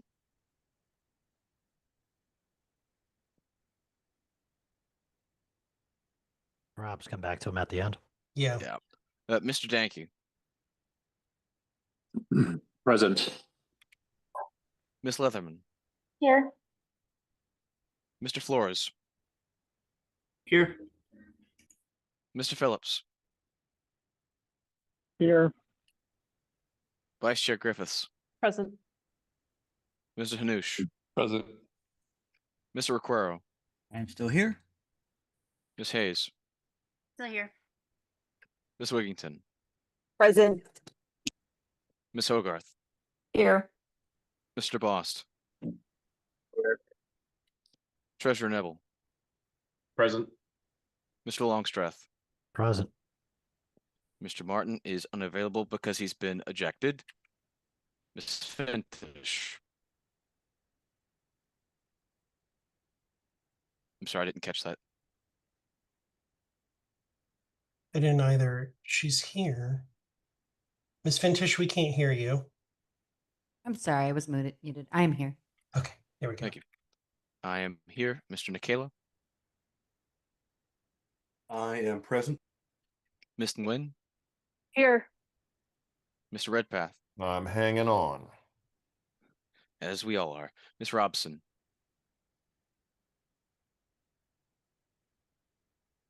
Miss Robson, Oh shoot, sorry. I was muted on the thingy. Yeah, I'm still here. Sorry about that. Miss Englehart, I am here. Mr. Shaw, Present. Mr. Ford, Here. Mr. Thompson, Here. Mr. McMahon, sorry, Chair McMahon. Yes, I'm present. Mr. Chair, we have 17 18 members present, along with 8 alternates. We have 18 voting members. 18 voting members, but yes. Thank you, Mr. Secretary. We will move on. Vice Chair Griffiths. Yes. So I believe everyone has received the motion for the policy manual amendment. As was said during public comment, this is what it used to look like. This is what it looked like, almost identical in 2022. It was only recently changed. And what this basically does is it gives, I don't know if Ms. Hogarth is there a point of order? No, I'm just waiting to speak on the motion. Okay, sorry. I thought I heard you talking. So yes, what this does is it gives affiliates more agency, or would-be affiliates more agency when they're forming. What it does not do is it does not require the LNC to accept any application from an affiliate, or petition rather.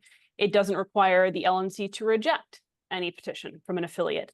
So if the LNC believes that a petitioning affiliate does not meet the requirements, does not serve the principles of the LP, or that its convention was held in bad faith, that it was constituted in bad faith, that can still be rejected. But what this does is it makes things a little bit more flexible and gives more power to affiliates when it comes time to form, when it comes time to petition, and it keeps things consistent with the bylaws. So I'm sorry, I apologize. I should have cut you off. You spoke to your motion. You're moving the motion. Darn it, yes. To adopt the policy manual amendment. Is there a second? Yes. Second. It's been moved and seconded. I'm going to consider that you already spoke to your Yes. person, Madam Vice Chair. Thank you, Mr. On deck, I have Ms. Hogarth, Mr. Shaw, and Ms. Fintesh, and then Mr. Longstreth. Ms. Hogarth. First, unless it's changed from how I saw it presented, there's a sentence, the last sentence doesn't, or next to last doesn't, it seems to refer back to something in the part they crossed out. But bigger than that, I think changing the process for affiliate formation while we're in the middle of disaffiliating a group and then looking for new affiliates is super bad optics and not very consonant with it just looks like stuff's being manipulated for a particular goal. I don't know if that's the case. I assume that everyone thinks, or the people proposing this think that it's the best solution. I don't see the extra burden. I do think that national members should be required to be invited. So, I'm going to vote against any change to the policy manual at this time.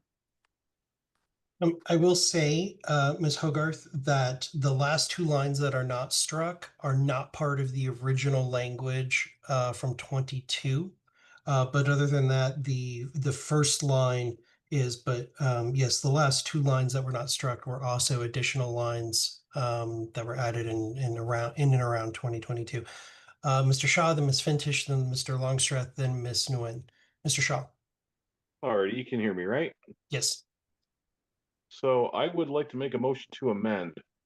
I would like to amend this to unstrike the section that says the LNC shall only consider a petition for affiliation if, and the entirety of number 2. So I would like to motion to amend by removing the strikes from those. I'll second that. It was moved by Mr. Shaw, seconded by Ms. Fintish. Any discussion on the amendment? Yeah, I can speak to the reasoning if you'd like.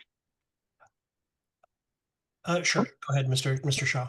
Yeah, I mean, for something like this, if a new affiliate's going to be created, it seems reasonable that there should be some kind of notice to the members that are present in that area. It's just common sense.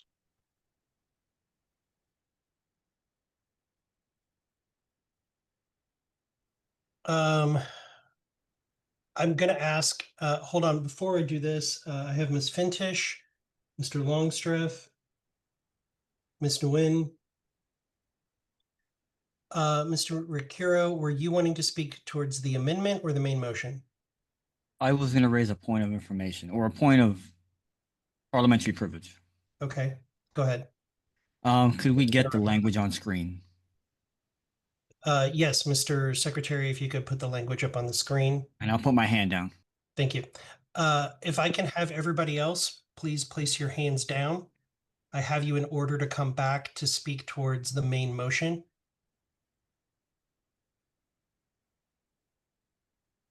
Ms. Nguyen, if you could put your hand down.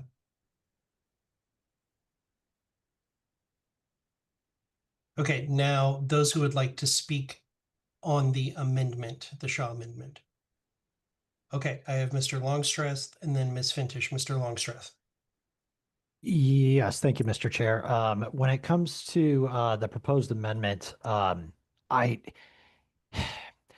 my viewpoint on this is, on the one hand, yes, reasonable notice should be communicated to national party members. On the other hand, I firmly believe in state autonomy and the affiliate autonomy, being able to do what they feel is correct to bring their affiliation packet forward. And part of that may be in their mind not doing that for some reason, although I can't conceive a reason why.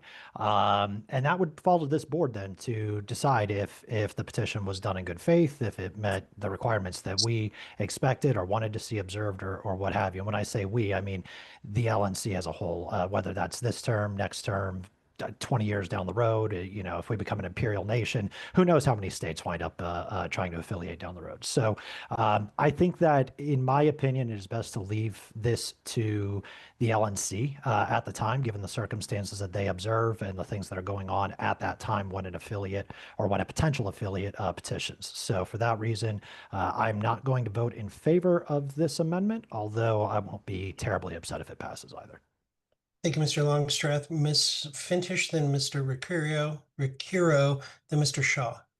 Thank you, Ms. Mr. Fintish. Chair. And to echo Mr. Longstreth a little bit, it seems, I don't want to say inappropriate, but we are currently dealing with the LP New Hampshire appeal. It seems like it would make the most sense and be the most accurate way of going about things to keep the policy manual the way that it was during that time dealing with those affiliates. Changing the policy manual while we are in the middle of litigation seems, wildly inappropriate. I think if something like this wanted to come after this issue is resolved, then we could address that. But as of right now, I would be very much opposed. Thank you, Ms. Fintish. Mr. Ricuro. Thank you, Mr. Chair. So as we're seeing this on the screen right now, I see number 1 being struck out. Is that the amendment? This is the amendment to the amendment. So it would basically, the only thing that would be struck under the Shaw amendment would be, this is an amendment to the amendment. So the only thing that would be struck under the Shaw amendment would be number 1. Under the original amendment, it would be number 1 and number 2. So he's removed, and the section, the LNC shall consider a petition for affiliation if that is kept in, and then number 2, which would obviously be renumbered. Okay, thank you for the clarification. So I rise in opposition to this then because I support the original motion.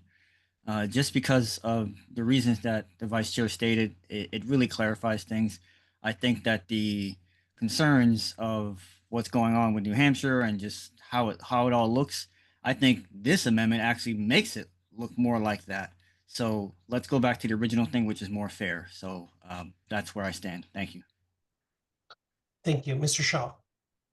Yes. I don't know. As a matter of principle, I really don't think that the LNC should be affiliating any organization that hasn't basically given notice to everybody in the area that they're looking to represent. I mean, that's very basic. Like, somebody comes to us and says, "Hey, we would like to be affiliated." I don't think that it's unreasonable to simply ask or make sure that the members in that area that's looking to get affiliated were notified. Thank you, Mr. Shaw. I'm going to speak for a second and then I'll recognize you again, Ms. Fintish. There's no mechanism for anybody outside of the LNC to notify National Party members. I don't know that we can give a list to anyone. How they would go about doing that in the first place. But also just a point that was raised. To be clear, we did disaffiliate. We do not have a New Hampshire affiliate. They are appealing that decision.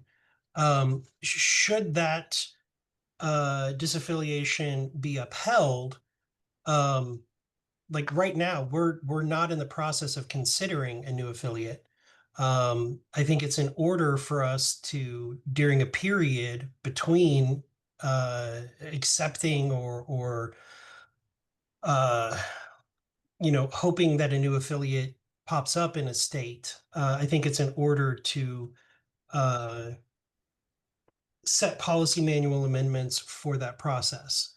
That's just my opinion. Ms. Fintish.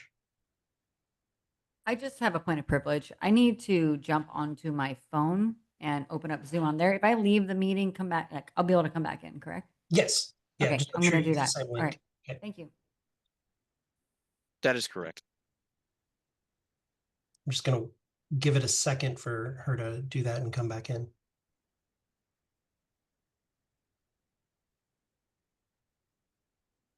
Is there any other discussion on this amendment? Point of order. Mr. Secretary? Until Ms. Fintish is back, I don't think that's appropriate. She already spoke. She actually So if there's any other discussion, I'm fine with that, moving forward.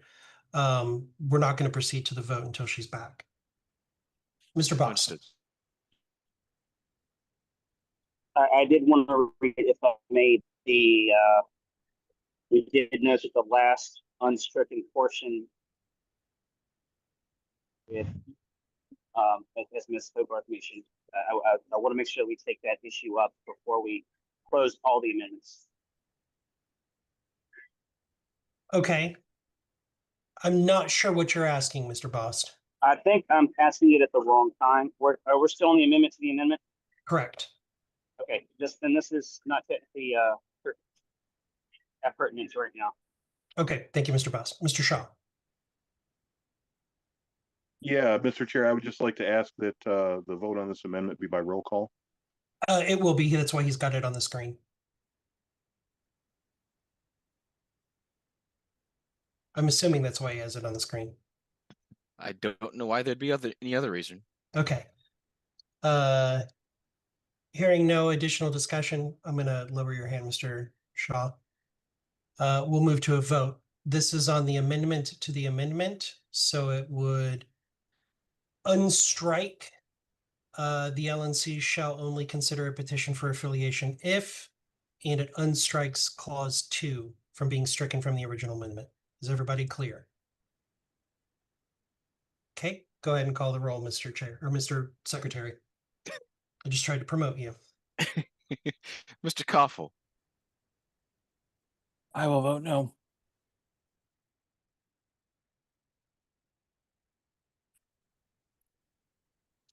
Mr. Danke. No.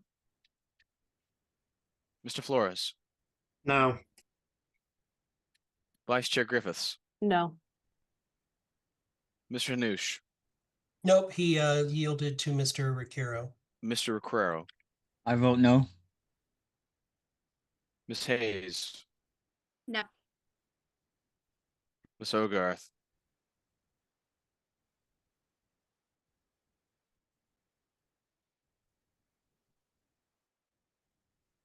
No. Nay. Treasurer Nebel. Mr. Longstreth. Nay. Sorry. Nay. Ms. Fintish. No. I also will vote no. Mr. Nikela. I abstain. Ms. Nguyen. No. Mr. Redpath. No. Ms. Robson. No. She said Mr. no. Shaw. Okay, gotcha. Yes. Mr. Thompson. No. Mr. Chair, the vote is 1 in favor, 15 opposed, 1 abstention. I abstain as well. So the So final you- vote is 1 in favor, 15 against, and 2 abstentions. The amendment to the amendment fails. We go back to discussion on the main motion. And on deck in order, I had Ms. Fintish, Mr. Longstreth, and then Ms. Nguyen. So Ms. Fintish. I will give up my I'm sorry, hand. Mr. Chair. I think we're out of time on this item. We are. I was going to, at my turn, move to extend time. How long, make your motion to extend time? Motion to extend time by 10 minutes. Okay. Second. Is there any objection to? I will extend object to time 10 by minutes. I Object. object. Okay, all those in favor of extending by 10 minutes, say aye. Aye. Aye. Or raise your hands, I guess, hands raised.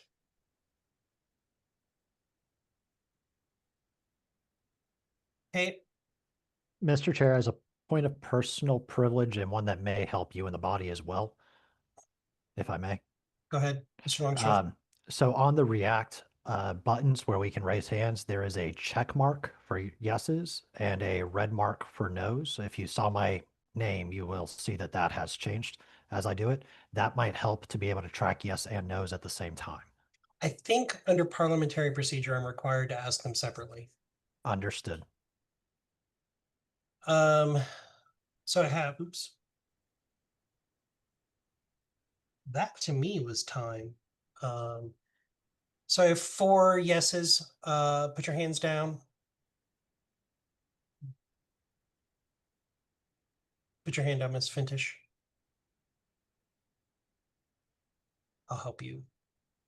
There you go. All those opposed to extending time by 10 minutes, raise your hand. Oh, Okay, yeah. We are not extending time, sorry. So we will move to a vote. Go ahead, Mr. Secretary, and move to a vote. First of all, can everyone see the screen? Yes. Yes. All right. Mr. Koffel, Aye. Mr. Danke, Yes. Mr. Flores, No. Vice Chair Griffiths, Aye. Mr. Requero, Aye.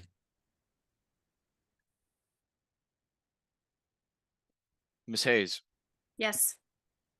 Ms. Hogarth, No. Treasurer Neville, Aye. Mr. Longstreth, Yes.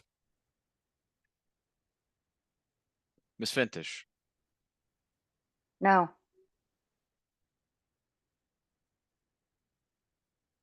I will pass. Mr. Nikela, I will pass. Ms. Nguyen, Yes. Mr. Redpath, Yes. Ms. Robson, Yes. Mr. Shaw, No. Mr. Thompson, Yes.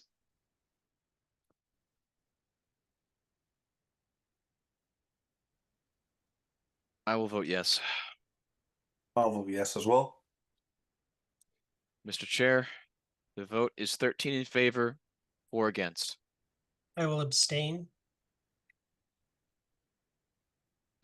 So the final vote is 13 in favor, 4 against, 1 abstention. The motion to amend passes.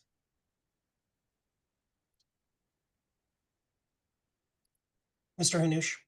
I am back and seated. Thank you, Mr. Hanush. I figured that's why you had your hand up. Madam Vice Chair. I'm sorry. Did I have another? Oh, no. So in the interest of moving things along, I'll move the next item on the agenda and move to executive session as well. Is there a second? Second. Second. Okay. Any objection to moving into executive session for discussion on this item? Okay, hearing none, we will move into executive session at 9:17.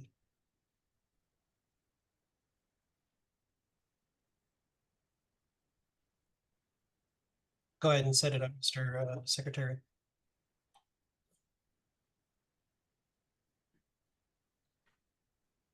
So we are Please note- officially between. Yeah. And please note that room 1 is still somewhat active. Please do not enter room 1. Room 2 is the breakout room. So LNC members, please enter room 2. Everyone else, please stay out here. Otherwise, you'll be stranded in room 1 with no one to talk to. I think I hit the wrong button.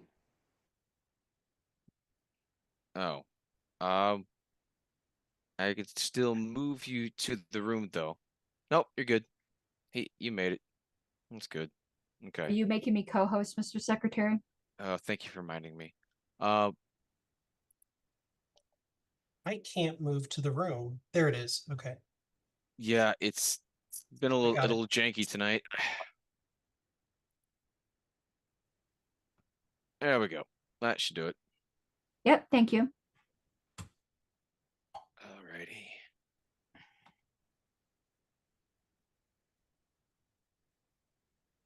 Ms. Harless, are we back to raising hands, or are we I'm not dispensing seeing a with way the to move to the room. are we who was dispensing that? with the rules? It's Sonia. it's I'm not not- sure. it's not- I don't normally do it from my phone, so I'm. a little You guys confused. hold on a second. Let me help Sonia. Thank you. I can. The I recording can has move, stopped. I believe I can move you. I think it's room Okay. 2. Yep, Oh, she's wait, gone. wait. It's Oh, not no, letting I'm me not. move to Oh, room it's 2. not. Oh, it's not room Yeah, 2. it popped up for a second, then it went away. Let me try again then. Thank you. Oh, I don't see you. Hold on. I don't see you in this room anymore. Well, but it says oh, It- wait, It's so weird. It's like the computer. It says Sonia Fangic in the executive set. There, she left. Okay. Pat Ford needs to be moved. I need to be Sign moved. two. too. Thank you. Who else needed it? I need to be moved to the break or wherever is not the executive. Oh no, you're in the right room, Christian.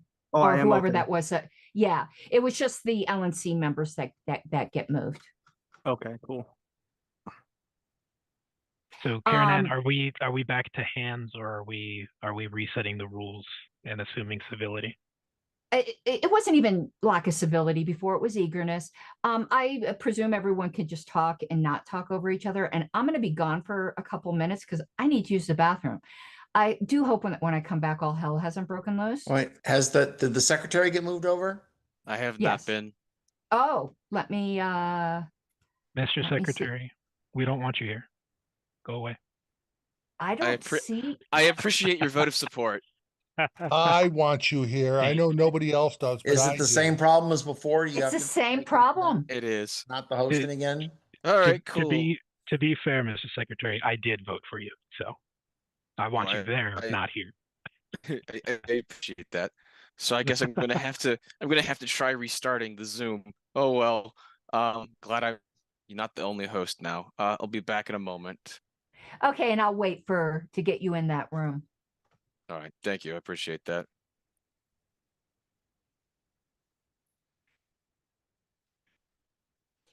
Zoom is really, really janky tonight.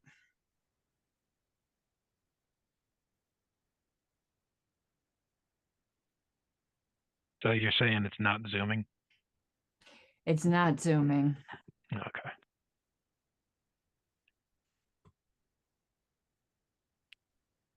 While this is going on, did someone catch the what point 2 was, the agenda item for which they went into executive session?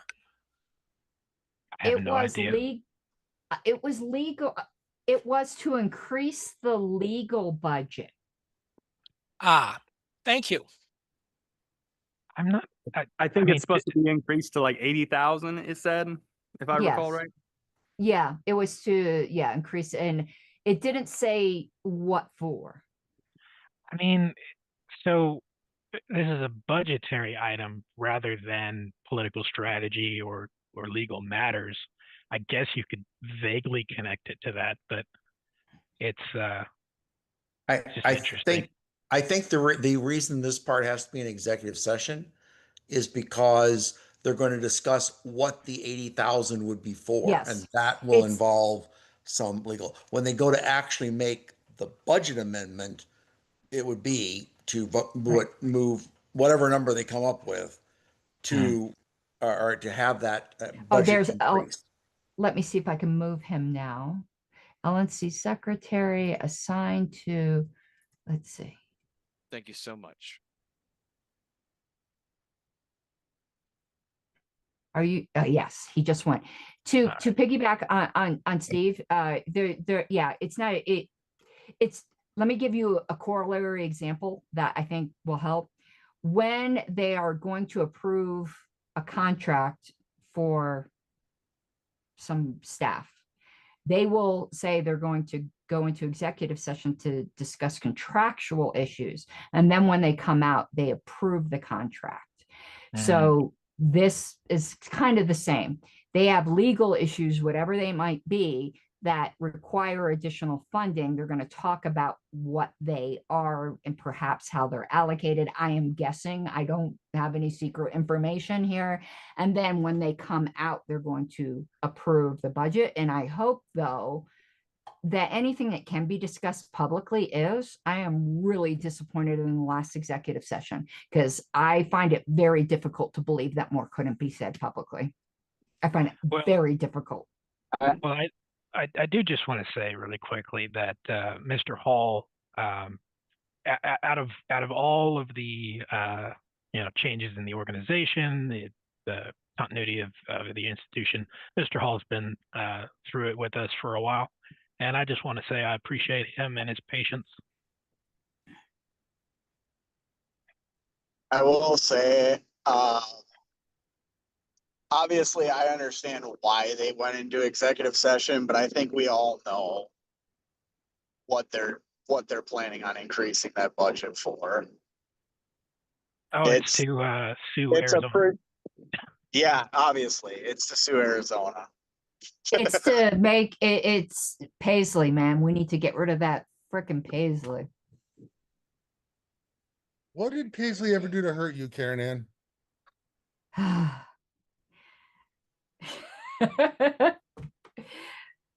And I'm going to say something contra to Bryce.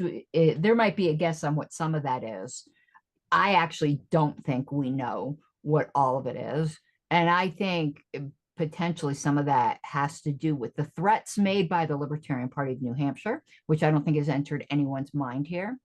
And there's been threats made on Discord. And also the New Mexico budget. It could have something to do with that. Others are speculating it has to do with McCardle. That certainly is a possibility, but I don't think we know.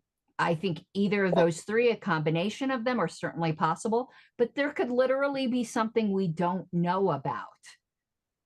Well, Karen Ann, I do want to say I wasn't trying to imply that it was over any one particular item, but I do think it's a pretty open secret what the items are that they're planning on extending that budget for. And New Mexico is one of them. And I think New Hampshire is one of them. And New again, Hampshire probably is one of them because New Hampshire is likely, I don't want to say they're going to, but I would expect that they plan to file suit if they lose the appeal. I would say McCardle is definitely it. I think it's those three items in perpetuity. Yeah. I am curious. Historically, has the LNC supported any state with ballot access litigation? yes, multiple times. Yes. And they're doing it right now with the recognized affiliate in New Mexico. Very small dollar amount, but they assisted in Georgia, I believe, when Martin Cohen. And back when Nick was chair, there were multiple times I recall reading, because the LNC has to. I was on the executive committee, approved the initiation. So yeah, multiple times. Okay, yeah, but see, the time period that comes to mind is when Starwark was chair and Arizona was going through its hellscape and the lack thereof of support as he lived here and was experiencing it firsthand. That was fun. That will always rub me the wrong way with Starwark. In 2008, I was the dummy candidate in Massachusetts because the Secretary of the Commonwealth had asserted in writing that we could do substitution. When it came time to ask for the substitution, he said, "Oh, no, we didn't mean that." And so we sued. And at some point, the National Party covered matters for a piece, but most of the matter was done either by the ACLU or pro bono by a major law firm. The total cost of that litigation would reasonably be approximately $250,000 because we got to the Supreme Court. And the important result was that Barr and Root were on the Massachusetts ballot. I'd like to. I'm sorry, continue, George. I don't want to interrupt you. No, I'm sorry. I'm somewhat slow-spoken. Having said that, I will pose a slightly different question. What was the legal budget before they proposed increasing it to 80,000? I don't know. And they're not proposing increasing it to 80. They're proposing to 80. They're proposing increasing it by 80. You're saying it's increased by 80? Yeah, I can answer George's question though, because the last time it got amended happened when I was on the LNC. It's $50K. Oh, thank you, Bryce. So it was 50 and now it will be 130. Yes, Thank you. if it passes. Well, there's Which always that. I'm sure it will, but if I can jump in here, a second. So I've got something to say about if New Hampshire loses its appeal and they decide to sue. I think that will be one of the most stupidest decisions they ever made. And I'll say why. And I can do that because I'm not in the LNC. The most it's going to cost the LNC is $20,000 because their insurance carrier will cover it under E&O coverage. And insurance carriers, when they have to pay for attorneys, there's not going to be any softness or kindness or squeamishness if there is any conceivable route for them to recoup their attorney's fees. And I don't know the fee shifting burdens in whatever jurisdiction it might come in, but I hope there is a lot and they get it right up the wazoo. Ms. Danner. I'm just here to state that I'm really happy that we were still able to get a candidate on the ballot this year in New Hampshire. Hi, Rachel. Hi, Nathan. Hi, Rachel. Congratulations. Hi, George. Thank you for your donation, George. And also 4% for that, and 4% in that race will get that group ballot status. Obviously, it'll be up to them to decide what they want to do with that, but they can earn ballot status from that. That's not how it works. It says Libertarian Party on the petition form. I think that would default to the LNC being able to put a candidate on in 2028. I have a question for George and Rachel, since Rachel's here now, but because I've been cogitating on what George said earlier. Taking as true, and I'm not saying you wouldn't tell me anything that's true, I'm confessing my ignorance. Taking as true, if he gets 4%, that the candidate would be able to appoint the state committee. No. Would it behoove the LNC to wait, if this is presuming a lot of ifs, presuming that's the case, and presuming if New Hampshire loses the JC case and there then no affiliate in New Hampshire, would it behoove the LNC to wait until after the November election to see if he gets 4%?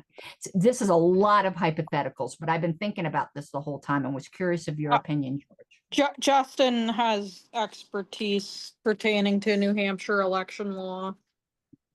Is Justin here? But I'd like to hear, because George and I were talking about this earlier. I'm right here, Karen Ann. Oh, okay. So George, did you want to answer that? And then we go to Justin. You asked an interesting question to which I do not immediately know an answer. The first answer is creating an affiliate before November doesn't do anything that I can think of. The LNC could still support Mr. Valley's campaign with some sort of legal limits, since he's a non-federal candidate. Whether there's an affiliate or not, it might be worthwhile to wait until the litigation with LPNH, if there is any, is settled. So I'd say there's no real hurry because affiliation doesn't really do much. Okay, I was just curious. And plus, we're in August. The JC hearing is what, August 10th? Then they have we're looking later in August, like it's then be a couple months before November. So I was just curious. Now, Justin, and then Steve had his hand raised, but Justin?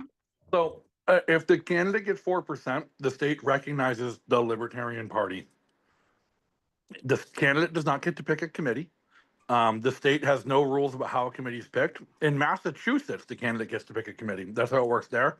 And we ran into that a couple times when I lived in Massachusetts. George and I used to disagree a lot on how to do things back then. We've come a long way getting along. But what will happen is, So long as LPNH calls themselves the Libertarian Party of New Hampshire and they're the pre-existing business entity known as the Libertarian Party of New Hampshire, their chair is who the Secretary of State is going to default to. So the LNC is going to be incumbent on the LNC and the new affiliate to sue over the name if once the Libertarian Party has ballot access. Now, what the party's powers are, George is correct, is very minimal. It's very inconsequential what the party can do. So the fact is, if Kaufman is the chair of the Libertarian Party of New Hampshire, according to the state of New Hampshire, there's very, very little he can do meaningfully. But notably, if the Libertarian Party of New Hampshire is a major party, there will be a Libertarian presidential primary as part of the first in the nation primary.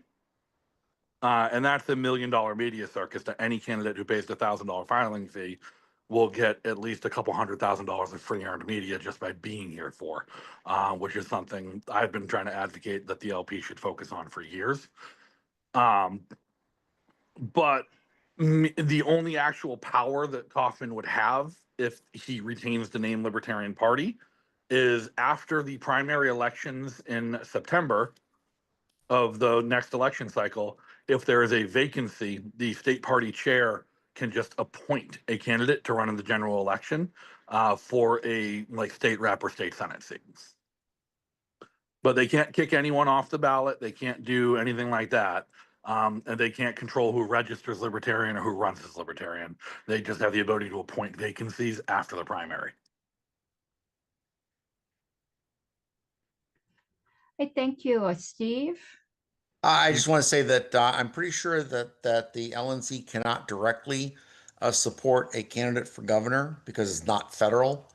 You know, the only kind of gray area there that we're able to exploit is for getting a candidate on the ballot where there is a ballot access aspect. So, for example, if we're qualifying a candidate to get on the ballot who can gain ballot access for the party by and our presidential nomination by doing that, then there's kind of that makes it a federal issue for us.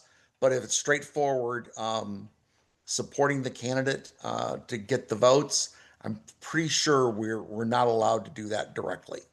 What we can do is publicize that the candidate's running and encourage people to visit their website, at which point they can make the case for the fundraising. And thank you, Steve. I feel weird like putting you in line since you're executive director, but you know, I'm the hall monitor here. Hey, in the... that and you know, that and what $4 gets me a cup of coffee at Starbucks. Yeah. Nathan.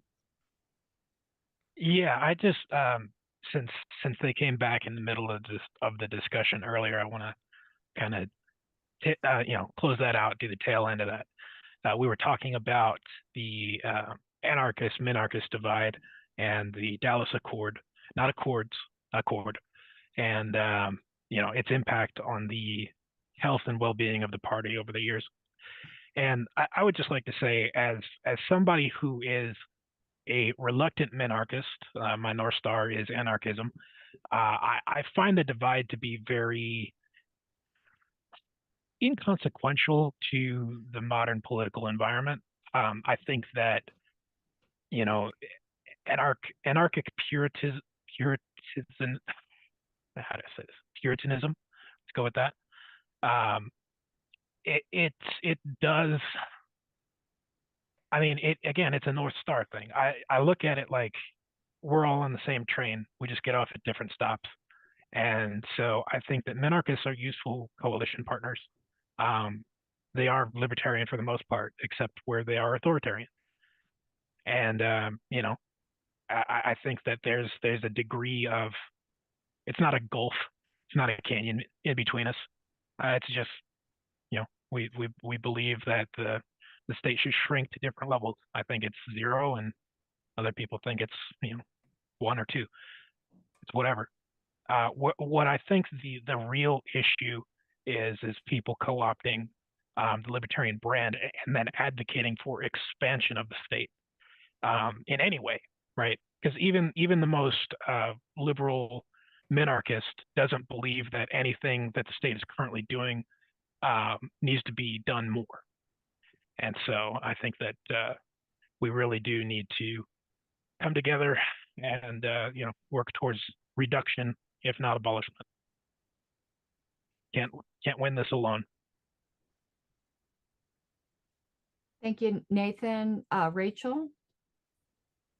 My only response to that as a dedicated anarchist is that I have noticed there's a certain strain within groups of people who consider themselves libertarian that expand the minarchist position into well, they say the state should protect life and life, liberty, property.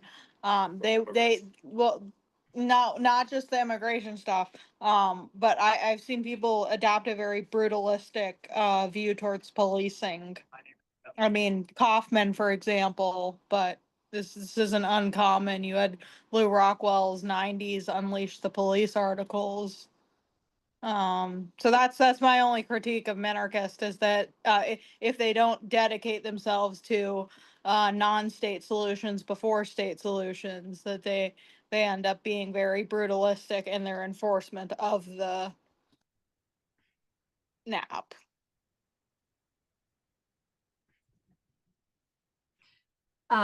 Thank you, Rachel. I think my turn was next. I agree with Nathan that I think the divide is really minuscule at this point. I actually think it has been since the 70s. I don't ever think it's been the issue that we like to make it to be because we are so far apart. I'm going to say two things I don't like. First, I'll criticize my own tribe. I don't like when anarchists want to purge minarchists, and now I'll criticize the other. I don't like the other either. I have always been that way, and I believe that I'll always remain that way. It's been a super long time, but I'm going to push back a tiny bit on Rachel. I do completely agree with you that it's sometimes life, liberty, property, and culture, or whatever it might be, and whiteness when it comes to some of the other things. But I think anarchists also have a problem with brutalism, not in using the state, just in having freaking no empathy. And I've done presentations on this at convention. The first time I did it was in the Libertarian Party of Kansas, where really took the side, though Jeffrey Tucker has kind of deviated from this and become a little bit brutalist himself. But I think that article he did against libertarian brutalism is excellent, because I do think both pathways are libertarian, but the one is dystopian. Libertarian dystopia is possible, and anarchists sometimes just do not see this and just advocate for like the worst possible impulses. And I do firmly believe, and anyone can be mad at me if they want, that the Libertarian Party as a political movement has to be a little bit thick, because the absolute survival of the fittest argument is not going to appeal to enough people to ever get anywhere. And that's where I talk about that whole thing about the question on who will build the roads is not about roads. What people are ultimately asking, who is going to make sure that the weakless and most helpless among us aren't going to die in the streets? And if we can't answer that with other than, well, it sucks to be you, which is what ultimately a lot of anarchists do, we're not going to get anywhere, and we're shitty people. Sorry. I agree with all of those critiques of certain types of anarchists. Appreciate it, Rachel. And I knew you would, but you know the types I'm talking about. George, and then Steve, and then Rachel again. I will pose a specific question to Rachel, and I believe Justin was here someplace. And my question is, has anyone in the Valley group discussed with the Secretary of State of New Hampshire what his opinion on the topic is? We've had competing slates before. We had in 2016 candidates not supported by LPNH got the 4%, and LPNH became the major party.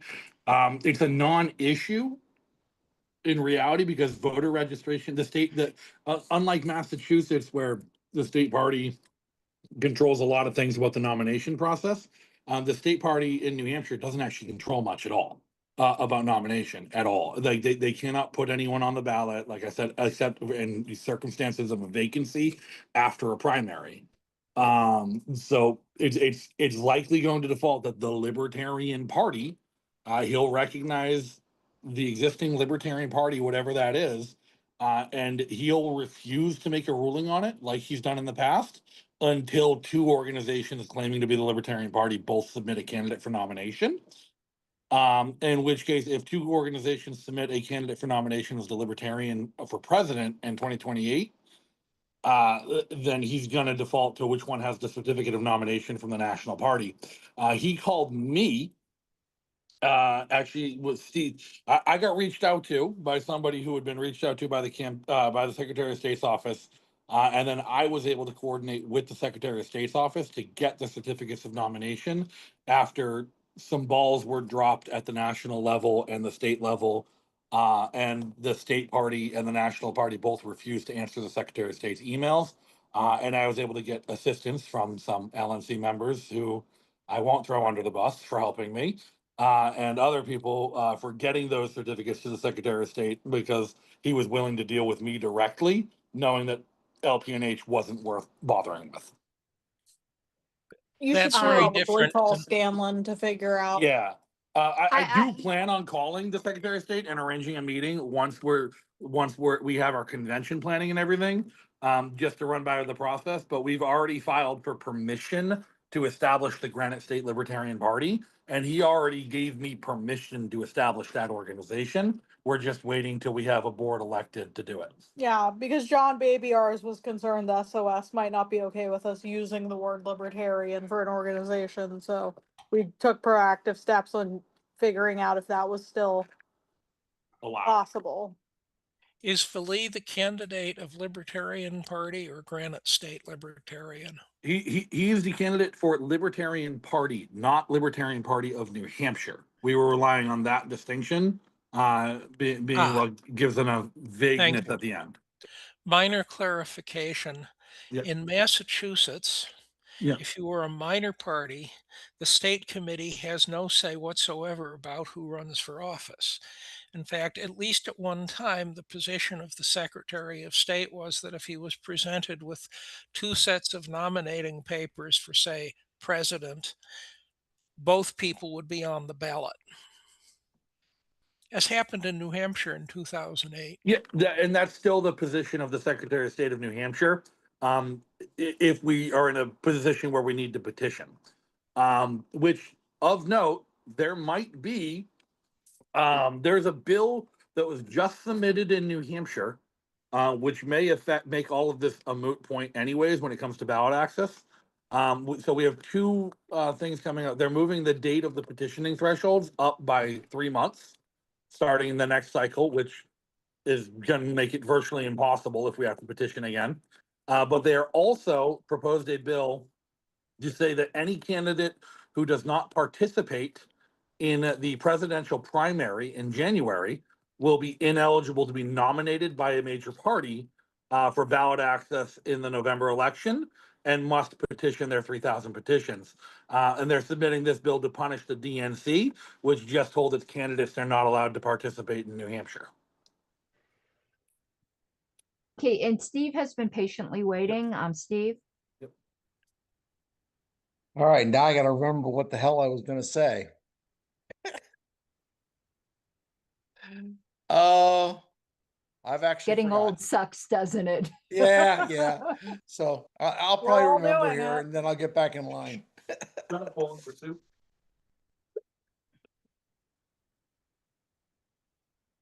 What time did they go into executive session? Wasn't it 7:19? No, it was sometime after 9. Different Well, time I meant zones. Colorado time. I believe it was 9:17 their time. Right, so that'd be 7:17 my time. It was supposed to be 30 minutes, so they're over. Well, for the record, you're on the wrong mountain time. No, we are correct, and hopefully we will all be on daylight savings time soon. No. Arizona's been correct Or- this whole time. We don't need the feds to change us. Oh, Yeah, I don't. I or think we could Only just Arizona correct time is Greenwich Mean Time or Universal Time. UTC is correct. There's no reason to have time zones. In a rare occurrence, I'm with Kyle on this one. heretic. Welcome to being correct, David. It's nice, isn't it? We could Yeah. also emulate the Saudis where legal time is local solar time. So if you were a distance east and west, like a mile or two, your time is different. No, Your thank legal you. time. Frankly, I just think that the prime meridian being set by the British, they're not the world power anymore. They shouldn't be able to dictate what we do. I don't care if Arizona stays on its own. I can tell you my actual preference is we just leave things the fuck alone. Everybody's a little bit. Let's leave Arizona out of this discussion. Not you personally, Nathan. Just everywhere else. Everyone's a little bit unhappy, and that's better right now. If they switch to permanent standard or permanent daylight,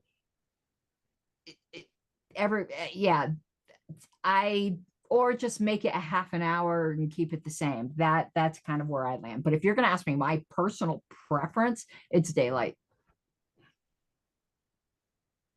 Rachel, I was out of the meeting for a bit. I missed the first part of the conversation. Are you running for an office in New Hampshire?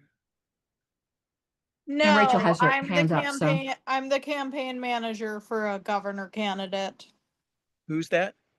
Stephen Valet. Is he the other one who was talking on your line a minute ago? No, that was Justin O'Donnell. Oh, okay. And so you guys have an application in with the LNC to form No. a new affiliate? No, we don't. We were discussing that we were seeking permission from the Secretary of State to use the term libertarian because we were either going to form a PAC to support running candidates, if there wasn't a viable way to form a new party. There's some talk in the LNC meeting, like some people didn't want to notify everybody that there was an attempt to form a new affiliate. I can say that in New Hampshire in particular, we have problems with people who are like explicitly Republicans coming to our convention. If they are explicitly registered Republican, the current bylaws allow it. Well, I guess there are. Well, the bylaws we're of not the gonna have old crosstalk. LPNH did. Okay, we're going to do the turns again. Rachel, finish your thought, and then we'll go to Star Child. And people, please raise your hands. Well, yeah, registered Republicans and elected Republicans coming to the conventions in New Hampshire has been a problem for a long time, and it's how we got in this situation. And there's nothing in the national bylaws that precludes someone from being a full member while they're a member of another party. So like in New Hampshire particularly, like if we were to form a new party, we would want to have bylaws that kept out registered people from another party, be it Republican or Democrat. Democrats haven't taken an interest here, but maybe they will in other states. Okay, Star Child, then Nathan. Yeah, well, I'm wondering if you have a list of like who you think the people are who are solid libertarians in New Hampshire, what your game plan is. I'd like to help you because I think your state is absolutely critical because of the Free State Project and being, by most measures, the freest state in the country. I've actually suggested, the LP might even want to have the headquarters in New Hampshire if we have a physical headquarters. I think it's critical we get the party back on track there, and I'd like to do what I can to help, as a possible future resident as well. Well, I hope you end up moving. Well, right now I'd like to just help what I can do from afar, but it's hard to get a handle on what's going on there. Can you send me your number so I can maybe call you after, or you call me and we can have a conversation and I can learn more about the lay of the land? Yeah. I can do that. I'm in contact. I'll give you my number now. I don't mind sharing it publicly if you don't mind calling me. Okay. 415-573-7997.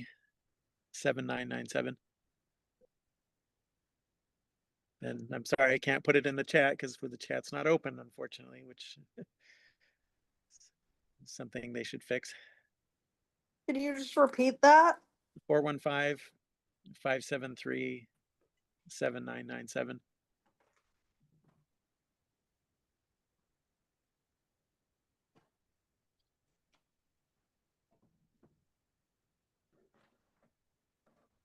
Okay, thank you. I'm in contact with like every previous state chair that I could track down or candidate. So Okay. yeah, that's the process for starting a new party, is that we just have to like find all the people that we know are interested and then start recruiting with campaigns. You know, Jeff Eunice, Aubrey Friedman. Okay, you guys, please don't do crosstalk because there are people waiting in line. So if you want to finish your comments, Starcha. Okay, that's fine. Go ahead. Hey, Steve, and then George, then Nathan. I just want to say, I think I was next. Okay, Nathan, then Steve, then George. Sorry, Steve. Yeah, sorry. I just wanted to point out that it would be great to have some sort of, you know, CRM or data infrastructure that would have some sort of continuity between, you know, libertarian organizations. It would be phenomenal to have that. In fact, it may still exist, and you should ask for it. Hey, Steve. Let me actually, I'll briefly touch on Nathan's thing and then I'll go back to the main point. Yes, that we did have that and it got killed. And so that's where we are right now. As far as what Rachel was talking about banning, making people who are registered Republican or Democrat not be eligible. New Hampshire has that weird thing where people can be are registered independent, show up at the polls, vote in a primary, change their registration to Republican or Democrat, vote in the primary, and change it back to independent as they walk out. So you probably should also include, as far as at least for your officer positions, not having voted in the most recent Republican or Democratic primary. Because otherwise you'll get these people that are on paper independents, but they're not really. Hey, George. I should expand, but I'll wait. I was going to comment, since I am considerably closer to New Hampshire than Starchild is, that from my perspective, the Free State Project is substantially a failure.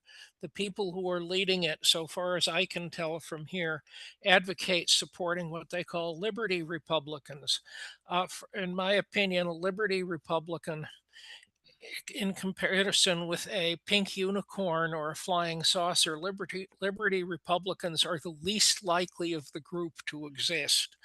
And it's just the Republicans have taken control of it, and it is not a positive outcome. Rachel may wish to disagree with me. Okay, I think Nathan again got in line again next. Well, we're back or returning. Oh, okay. Well, the LNC is back. Well, before you guys go into session, this is important for Rachel. The old system does still exist in the state it existed in 2020. Just ask Ken Mullen for access.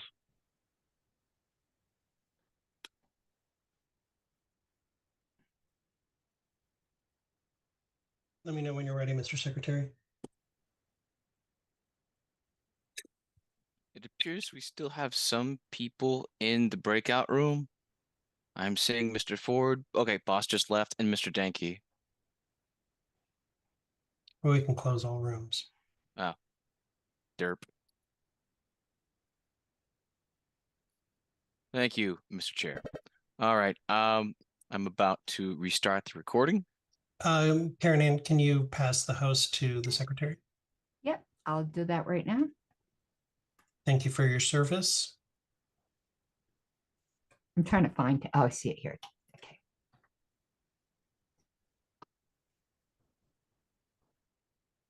Thank you. All right, without further ado, I am restarting the recording. This meeting is being recorded. Welcome back. It is 9:59 p.m. Eastern, and we have risen from executive session. The motion has been moved and seconded for the budget item. Move to increase the 2026 LNC budget line item legal proactive by $80,000.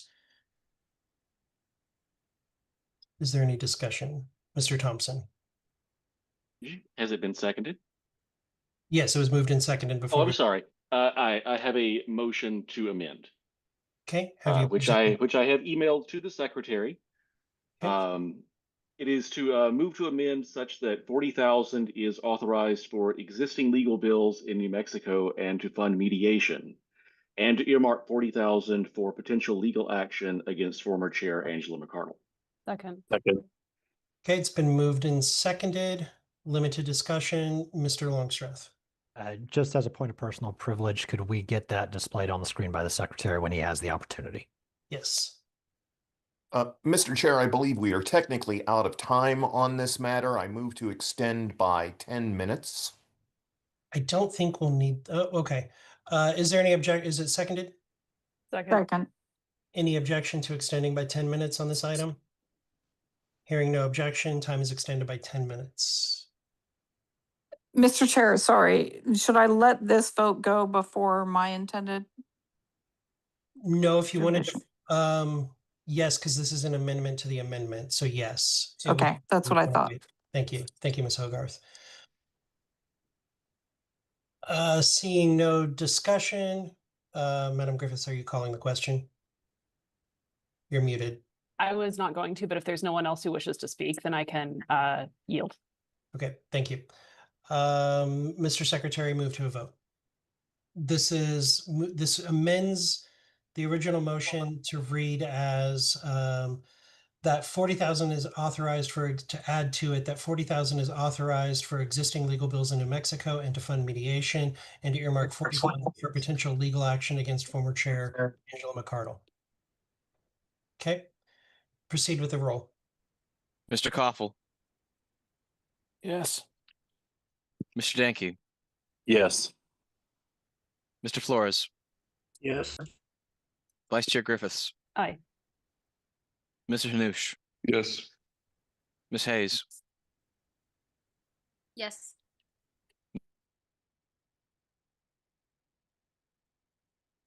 Ms. Hogarth. Yes. Treasurer Nebel. Nay. Mr. Longstreth. Yes. Ms. Fintish. Pass. I will vote aye. Mr. Nikela. I vote aye. Ms. Nguyen. Yes. Mr. Redpath. No. Ms. Robson.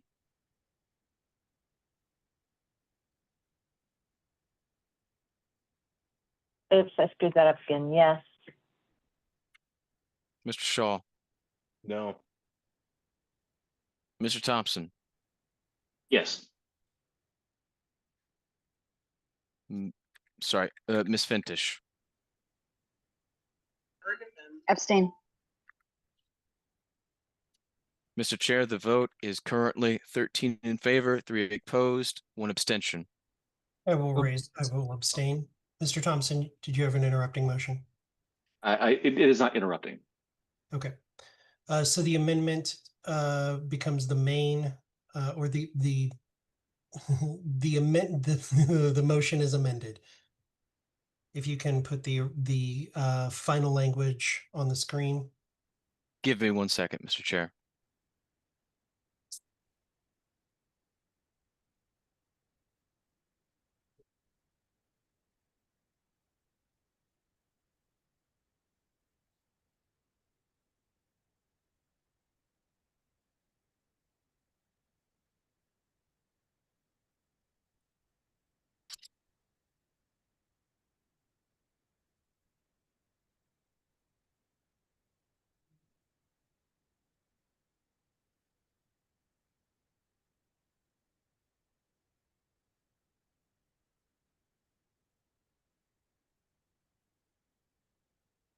I will say that last executive session, we only went over by 12 minutes.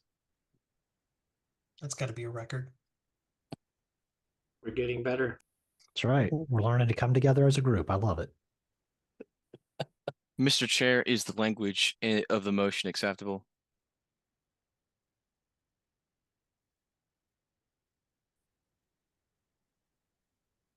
Yes, I believe that is accurate. Mr. Shall I- Thompson. I'm going to pull off a combo here. Move to divide Okay. How would you like it divided? at the line break. Okay. Is there a second? Second. Okay. I think a motion to divide requires a majority. That is correct. Okay.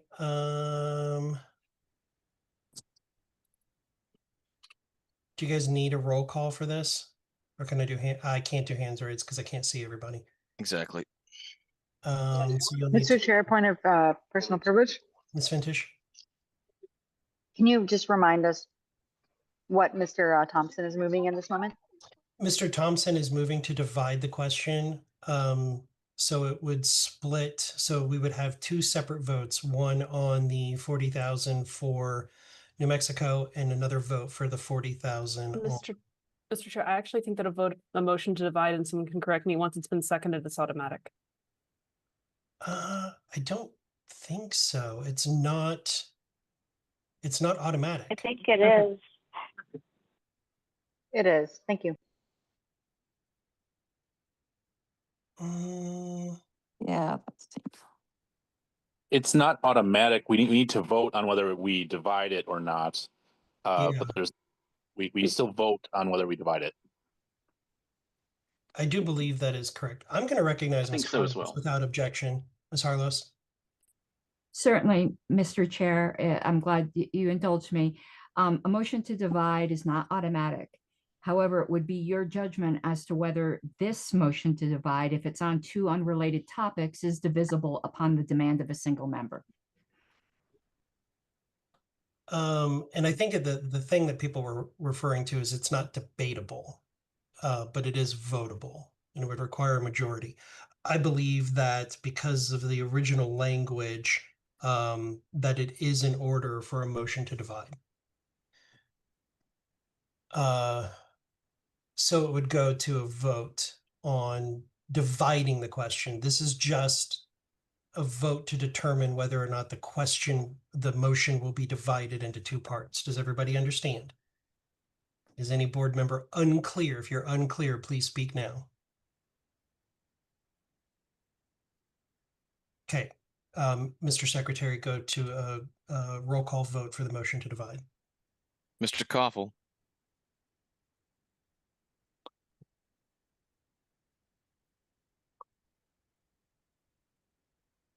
Mr. Koffel.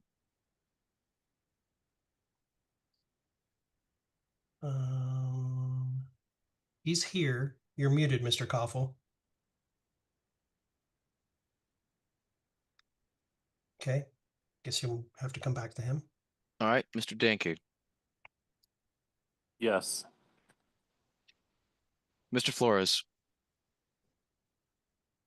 Yes. Vice Chair Griffiths. Aye. Mr. Hanush. Abstain.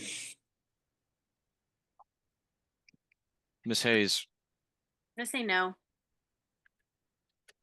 Ms. Hogarth. Yes. Treasurer Nebel. Nay. Mr. Longstreth. Yes. Ms. Fintish. No. I will also vote no. Mr. Nikela. No. Ms. Nguyen. No. Mr. Redpath. No. Ms. Robson.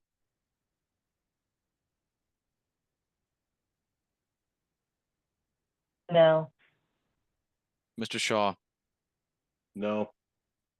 Mr. Thompson. Yes. Yes. Mr. Koffel. I'll vote no.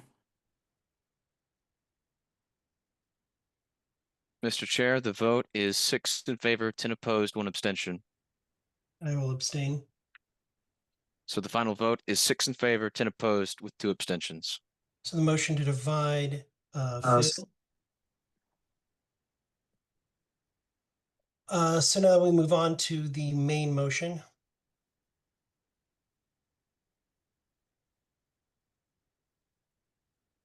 Do you want to go back to that screen, Mr. Secretary? My apologies. My ISDN kicked in. Ms. Robson? I just want to know what the vote threshold is for this. 12. Majority. No, Thank you. No? it's 12. It'd be 2/3. Okay, thank you. I wasn't sure if it was 2/3 of majority. Thank you.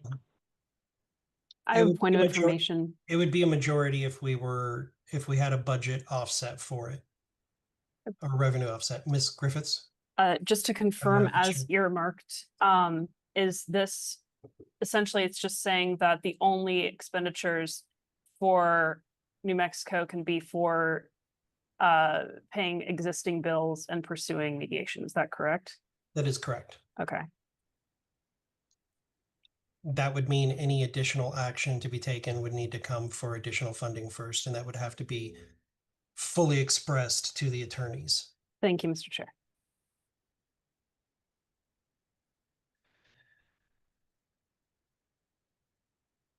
Move to a vote. Go Mr. ahead, Koffel. Aye. Mr. Danke. Yes. Mr. Flores. No. Vice Chair Griffiths. Pass. Mr. Noosh. Yes. Ms. Hayes. Yes. Ms. Hogarth. No. Treasurer Neville. Aye. Mr. Longstreth. Pass. Ms. Fintish. Pass. I will vote aye. I will vote something. Let's see. Mr. Nikela. I vote yes. Ms. Nguyen. Yes. Mr. Redpath. Yes. Ms. Robson. Pass. Mr. Shaw. Abstain. Mr. Thompson. Yes. Vice Chair Griffiths. Aye. Mr. Longstreth. Oh, damn this alphabet. I'm gonna abstain. Ms. Fintish. Abstain. Ms. Robson.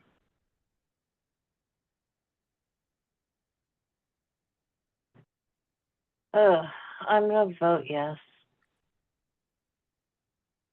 Mr. Chair, the vote is 12 in favor, 2 opposed, 3 abstentions. I will go ahead on this and cast a vote. Yes. So the final vote is 13 in favor, 2 opposed, 3 abstentions.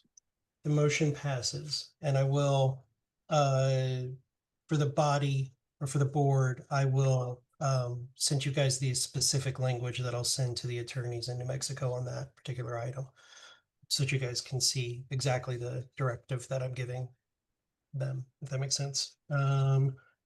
Next item on the agenda is announcements. Are there any announcements? Mr. Chair, I had a question actually. Yes, Mr. Longstreth. We'll call it personal privilege. I'm just seeking clarity in process. So with the budget now amended, does this need to go before EC to authorize spending? Yes, it does. Okay, that's what I wanted to make sure I understood correctly. Thank you. And that would be a point of information.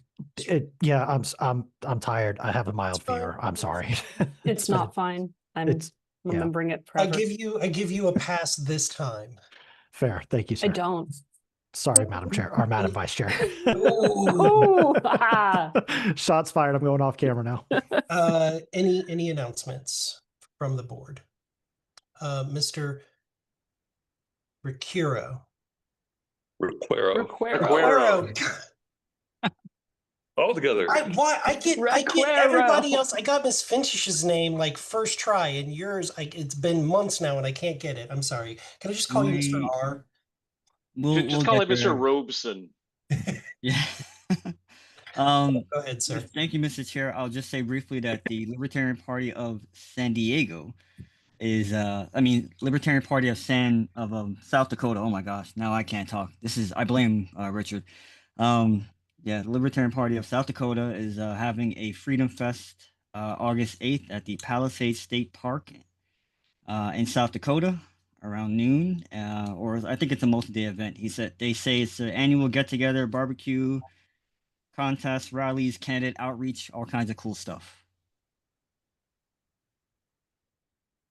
Thank you, sir. Mr. Longstreth. Yes, just wanted to announce to the group, if you are looking for something to read, I highly recommend the Dungeon Crawler Carl series. The main character, Carl, is an anarchist and very anti-government and quite the fun and entertaining read. So if you're looking for something and you want to talk to somebody about it, whether you're on this board or a member of the public, by all means, I'm really enjoying the series so far and would love to talk to some people about it that are also interested. I am only into book 7. Fantastic. I think it's 9. I think there's 9 books now. The 8th has come out. The 9th and 10th are still remaining. Yep. But I need to read that soon because they're producing a series. I think They on are. TikTok. Yeah. Yeah. Miss Hayes, then Miss Griffiths, and then Mr. Ford. Miss Hayes.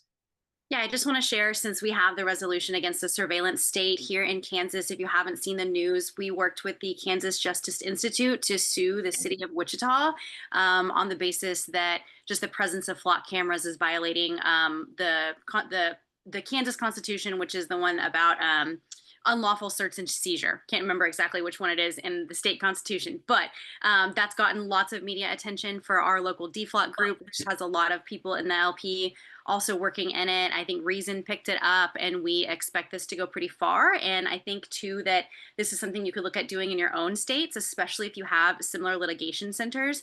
If that's something you're interested in doing, let me know. I can try to make contacts. That was really my contribution to this, was they were looking for a plaintiff, and I tried to get as many people that could potentially be plaintiffs in the rooms for the case. So very exciting. We expect it to be a long, drawn out process. But what I want to see is that this happen in more states and in more cities. So if you're interested in that, again, all I can do is make the connection and go from there. Thank you, Ms. Hayes. Madam Vice Chair, Mr. Ford, then me. Since Mr. Longstreth opened up this can of worms, and because Mr. Chair teased me about this over the phone the other day, I recommend that people read Darkness at Noon by Arthur Koestler, and you need to get this particular translation, which is new. The introduction is by Michael Scamell, I believe. It's very, very good. It's wonderful, and you should read it. And it's not at all pretentious, as the chair asserts. Thank you for your attention to this matter. Thank you, Madam Vice Chair, for your completely wrong recommendation. So good. Mr. Ford. Yes, a city called Woonsocket in Rhode Island was so poor, how poor is it, that they were unable to conduct their summer lunch meal program, which was supposed to be federally funded. So who knew, the hell knows where the federal fund went. So they canceled it. Libertarians in Rhode Island, in addition to another organization, said, screw this, we'll take it over. And we've so far done this summer over 1,100 meals at no taxpayer expense, all privately funded and privately conducted with an all volunteer army. So it proves that libertarians can replace the state. And I would encourage everyone to explore these opportunities, because as these city school systems fall into the ocean, literally, because their incompetence and their waste and their piggishness, libertarians have an opportunity to simply take the ball and run with it. We'll be doing a press conference this week to, a little bit of spike in the football. We'll just say it like that. So for those who have supported us in these efforts in the past, we thank you. Thank you, Mr. Ford. I have a couple of announcements. The first one being, Missouri. The state of Missouri has a primary this Tuesday, and there are a significant number of constitutional amendments on the ballot, including one that would gut their citizen petition process in that state. So if you're interested in knowing more information, please go to the LP Missouri website, which I believe is lpmo.org. Second, thank you to the board members who have submitted articles for publication by the LNC, specifically Mr. Flores. Thank you for your work, and Ms. Griffiths for tampering with it. Please submit those articles as well to the members. Please, if you have something going on in your community and you would like to submit an article for the LP to publish, please let us know. There you can go to, I think it's lpnews@lp.org that you can email it to, or to at least get information on how to submit it. We do have a submission process that I don't remember right now. And I highly recommend reading the original Starship Troopers by Robert Heinlein, one of my favorite books. It's in my top 10. And then we will go to Mr. Hanush, Ms. Robson, and then Mr. Nikela. Mr. Hanush. Yep, thank you, Chair. And you stole a little bit of my thunder. I was going to mention there are elections going on in Washington State for a couple of our candidates, as well as Florida on the 18th of August. So there are Libertarians getting hopefully elected all the time. So vote Libertarian. Thank you. Thank you, Mr. Hanush. Ms. Robson. This is, I guess, an announcement, but I just thought that I'd say it because you were talking about LP News. I did submit something for LP News, which is in memory of Paul Vallandigham from California. Mr. Vallandigham passed this last weekend. He was an amazing person. He worked hard for liberty. And I just wanted to bring him to this meeting in the hopes that we could all take maybe at least 30 seconds of silence to wish him peace because he's gone through so much. Thank you, Ms. Robson, and please pass along our condolences to his friends and family and colleagues. Thank you. Mr. Nikela. I would be remiss, since we're giving out book recommendations, not to recommend The Fighting Bunch by Chris DeRose. It's the true story of the Battle of Athens, an armed uprising by World War II veterans against a corrupt political machine for the right to vote. And it's the only successful rebellion on U.S. soil since the revolution, if you don't count the Conch Republic. So amazing book, highly recommended. It's a good read. Thank you, Mr. Nikela. Also, if you are interested in, somebody turn off the vice chair's video feed. If you'd like to know more about the Libertarian Party, you're interested in working with your local county or state affiliate, if you're interested in running for office, please give us a call at 1-800-ELECT-US. And with that, I would entertain a motion to adjourn. So moved.